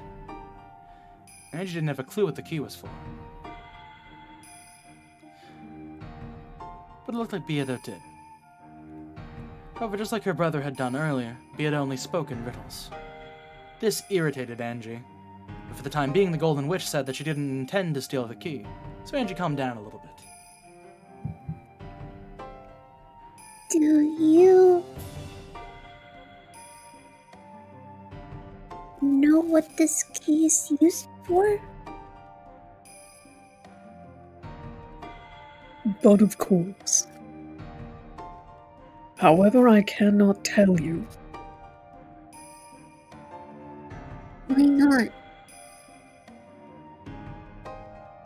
Because you must decide how to use that key for yourself.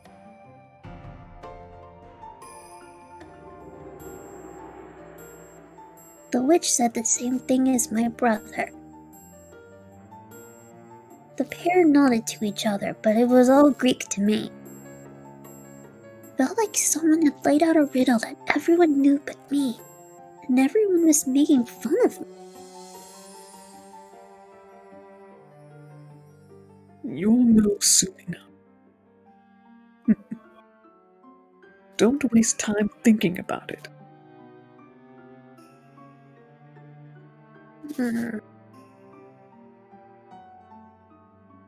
Angie held the key tightly. Even she didn't understand what it meant. It was her own key, and her big brother had told her to take good care of it.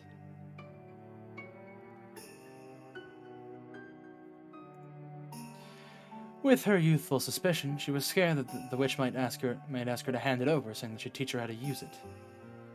Of course, her thoughts showed up clearly on her face. The witch couldn't help but laugh at that honest expression. Fear not. It is impossible for anyone to steal that key from you. No one can steal it? You might say that it has been imbued with magic to make it so. At any rate, fear not.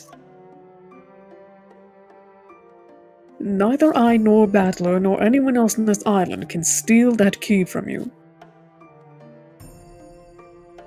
Really?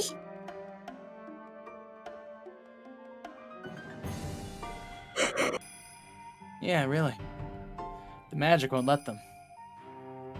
The key was hanging around her neck like an ordinary necklace. And she could take it off right now if she wanted, and if an adult tried to use force, it seemed like it would be really easy for them to take it away. However, both her brother and the witch said that it was protected by magic that would stop anyone from stealing it. Does magic really exist? Even the 6-year-old Angie knew about the word magic. However, she also realized that real magic didn't exist.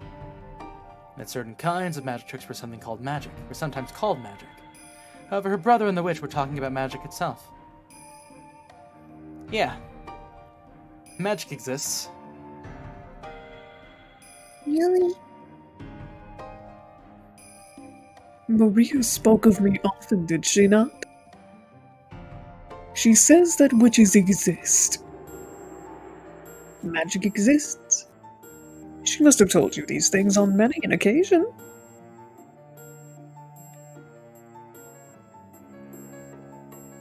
Ooh, Maria had talked about that many times.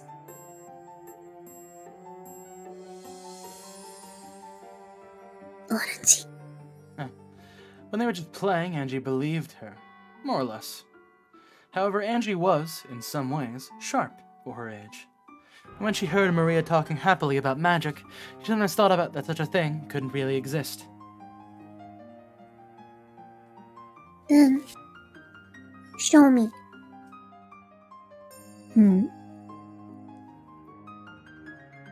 Show me magic. Or else I won't believe you. Hold up a sec. Hold on, let me try that again. Hold up a sec. Beata just arrived on the island, and she hasn't even gone to say hi to everyone at the mansion yet. Madeline spoke as though he was trying to smooth something over. When she heard that, Angie became sure that magic didn't exist after all. Magic is just a bunch of lies. I know. Hey, stop that. You'll hurt Beato's feelings. No, it's no problem. Anyone would say that upon meeting a witch. Normally, I would ignore provocation for such a small child, but she is your little sister after all. Why don't we give her a special showing?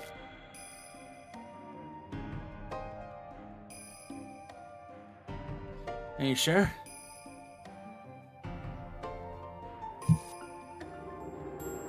Of course I am. Watch carefully, Angie. Oh, okay.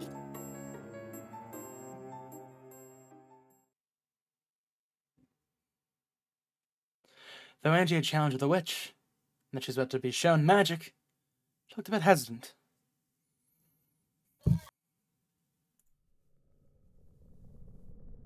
She gulped and stared up at the witch's face. The witch held out her left hand, bringing it close to Angie's face. And she slowly spread her fingers. Angie, thinking that she was about to be turned into a frog, shrunk back. However, after waiting a while and grinding her teeth, she realized that nothing was happening. So the part of her that had been scared began to get angry. Nothing's happening. Don't jump to conclusions. I haven't used magic.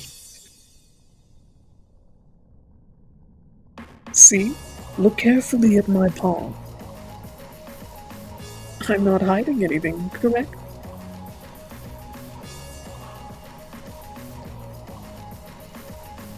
So that's what she's doing.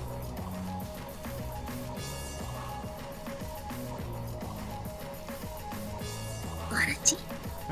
Now that she finally understood, Angie checked both sides of the witch's hand.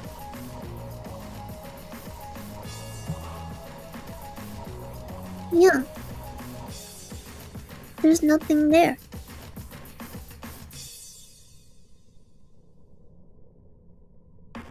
Watch closely. I'll make a fist. And then stretch out my index finger. She stretched out her index finger and held it right in front of Angie's eyes. Angie, thinking that she'd lose the game if she took a step back, stood her ground and concentrated on the fingertip. Watch the tip of my finger closely. Ready? It'll be fun. The witch rapidly lifted her index finger high into the air, pointing at the heavens. Just as Angie looked up to see the finger raised high, it swung down as though trying to dodge her gaze. In that manner, up, down, left, right, then left again, as though Angie was playing a game of Achi Muete Hoi. Angie, feeling as though she'd lose if she couldn't keep up with the fingertip, swung her face this way and that, looking serious. Ever since she was very young, Angie had hated to lose. She would take even the most trivial games seriously, determined not to lose to the adults. The witch's hand moved faster and faster, and she didn't lose track of it. and the hand-pointing finger was swung down all of a sudden. The index finger curled up again, and the hand was held in a simple fist. Could it be that something was going to come out of that hand? Angie, who suspected that this might happen, had followed the finger very closely. There was no way that once empty hand could have grabbed anything.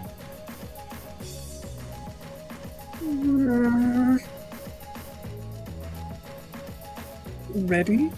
I'm going to open my hand.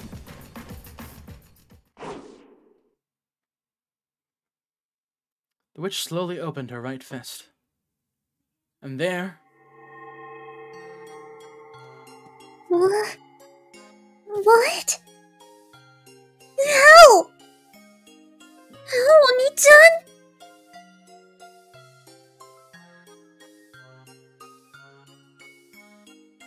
The witch gave the cutely wrapped candy to Angie as a present. Angie took it and desperately searched for some kind of trick on it. It was an everyday, ordinary candy.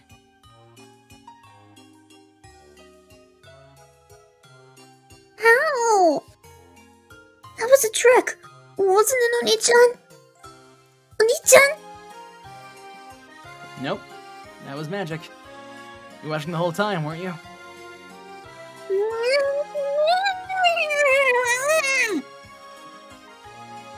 Since I was watching the whole time, how did it happen?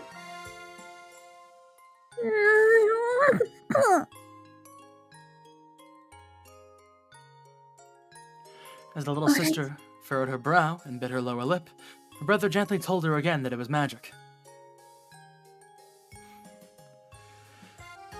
It's about time for me to head to the mansion to pay my respects. You should come along, Babbler. I'll suffocate if I have to go alone. You sure? Then I'll join you. What about you, Angie? Will we go back to the guest house? I want to stay with you, Oni-chan. She still couldn't accept it. However, could it really be? She still looked grumpy, but it looked like she was getting interested in this witch. Then let us go. The Golden Witch returns!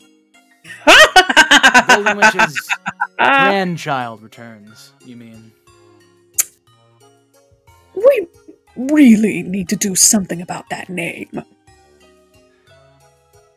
The big brother and the witch really did seem close. Kindred spirits like a pair of comedians, they started walking. Angie held on to the corner of her brother's sleeve, trying to make sure that she didn't forget about her.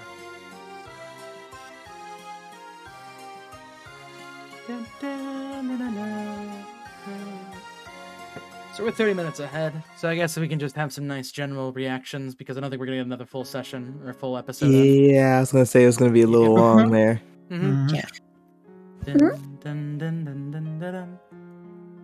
Alright. Angie is cute. I want to take her home. My god. I'm sorry, I had to stifle a laugh a little bit when he's like, yeah, magic exists. Casual. No, the thing he was so desperate. So here's a full... Look at it. Rudolph and Curie's younger daughter. Adorable. Tyler's younger sister from a different mother. She gets sick easily, but she managed to get better just in time to attend this year's family conference. Is that why Khan voices her? What? No. Is that why Khan voices her? Because she gets sick easily? Oh, shut up. Shut up. I don't think we actually thought about that. Yeah, no. Shut the fuck up. This is fucked up. It's showing the long hair version, but it's the regular one. I know. Whatever. Oh, glitch in the system. Not long hair. Anyways, the text has changed. Read it. Old arguments and tragedies. The Golden Witch, who has lived for 1,000 years, she starts to pass the limits of humans, and is said that she will appear in response to a human summons, just as demons do, to lend them her power for a price. She's been called here for a ceremony involving the return of a vast amount of gold, which the Yoshimiya family received from her grandmother. Rokenjiman no longer has any need for the old arguments and tragedies. Why did they need them? That's the real question. I'm expecting something bad to happen still. I mean, What are of you course, talking this about? is. I think that Battler was a full of shit whenever he said there wasn't gonna be problems. Wow. Why would any of that happen? What was the red truth that Burncastle said again? That the story won't have a happy ending. Uh-huh! Oh yeah, that's even pinned in Umino. But Battler said something else though. Did he say it in red? Wow. Using the word red again. What the fuck? If you look at pinned messages, I got In which channel?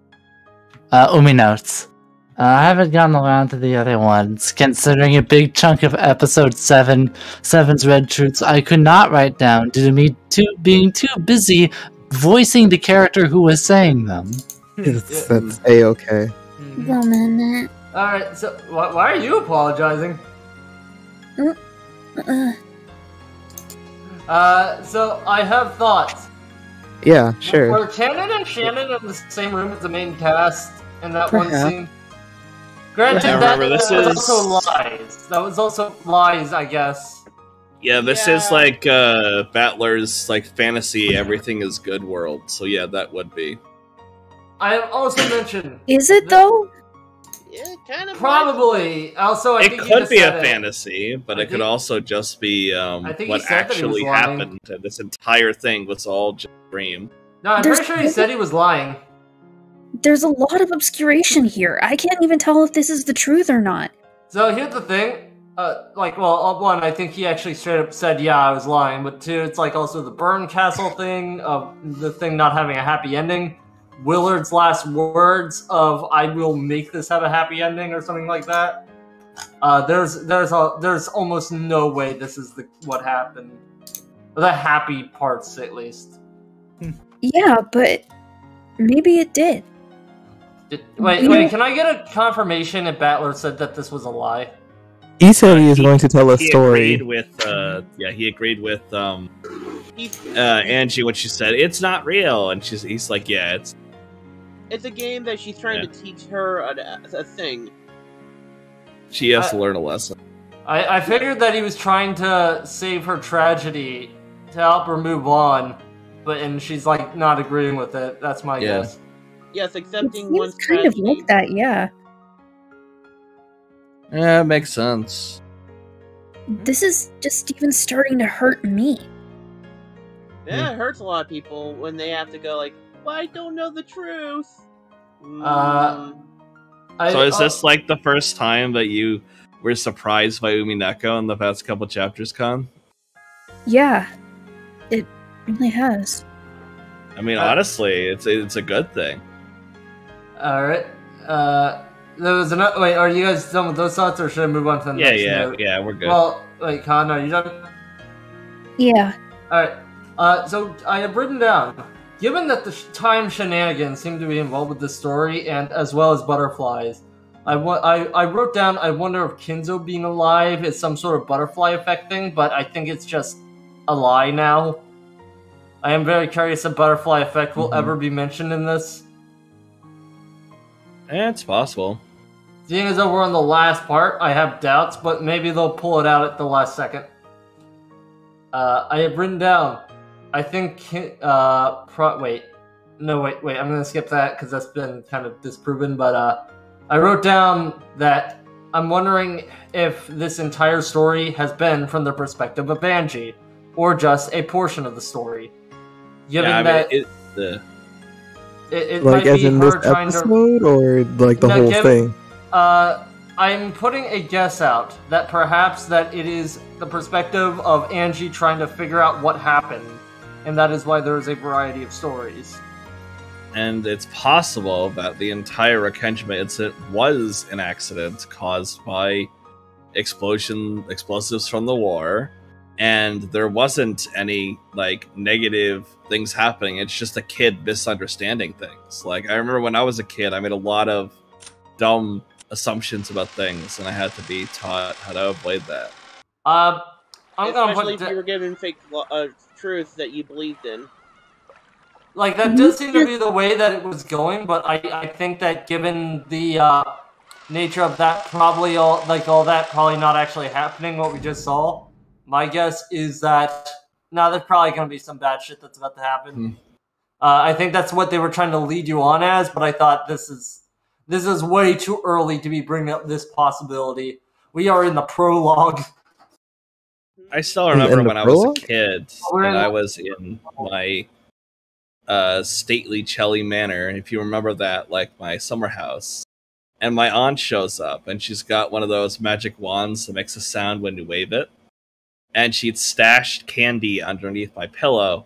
And she waves the magic wand, she taps my pillow, and there's candy under there. And I was totally sold on that. I was like, magic is freaking real. Of course, then I wanted the wand, but I couldn't have it because the wand wasn't magic.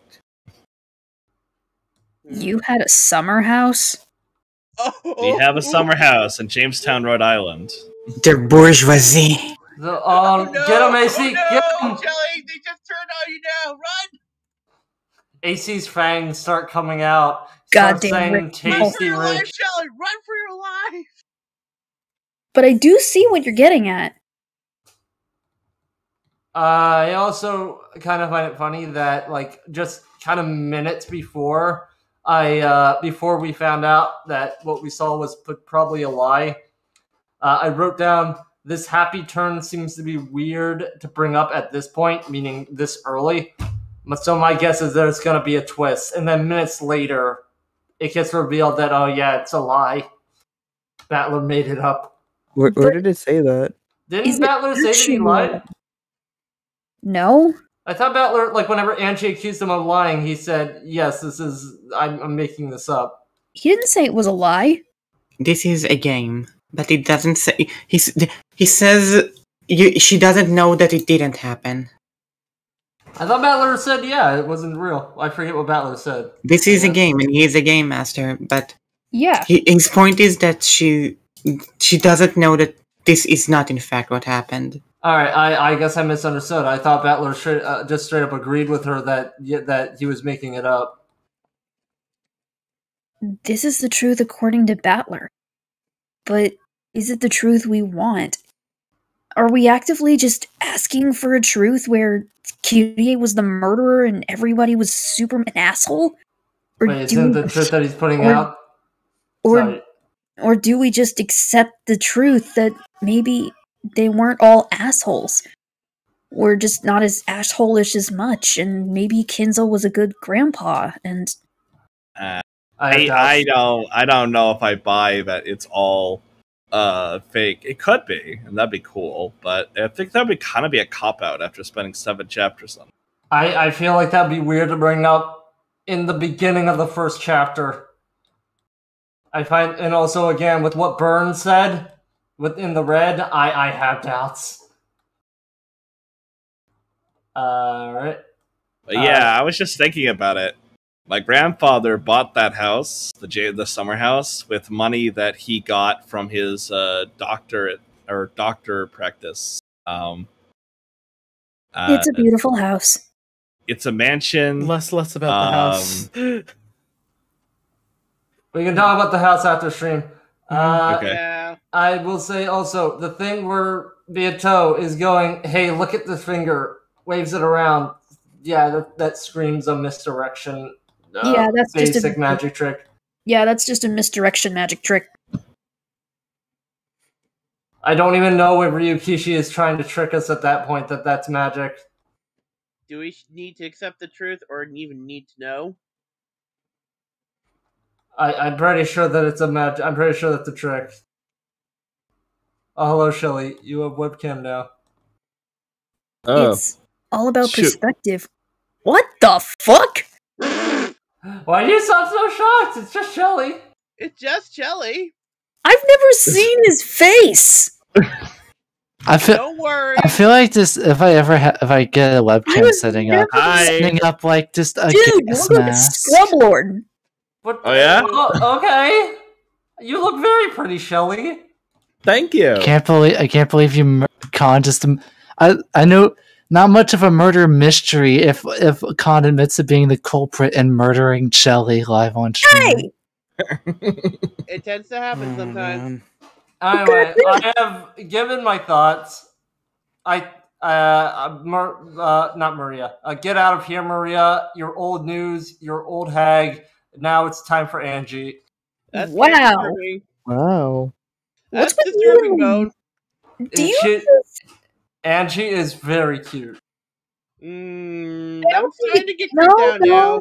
no, it's not SysCon. It's probably the She's bone. just cute. She's just a kid. I like kids. They're cute. Are you No, Rena? it's not like that either. Are you secretly Rena all the time? I feel like synapses in my brain just collapsed after hearing the term syscon. I don't need to hear these fucking terms anymore.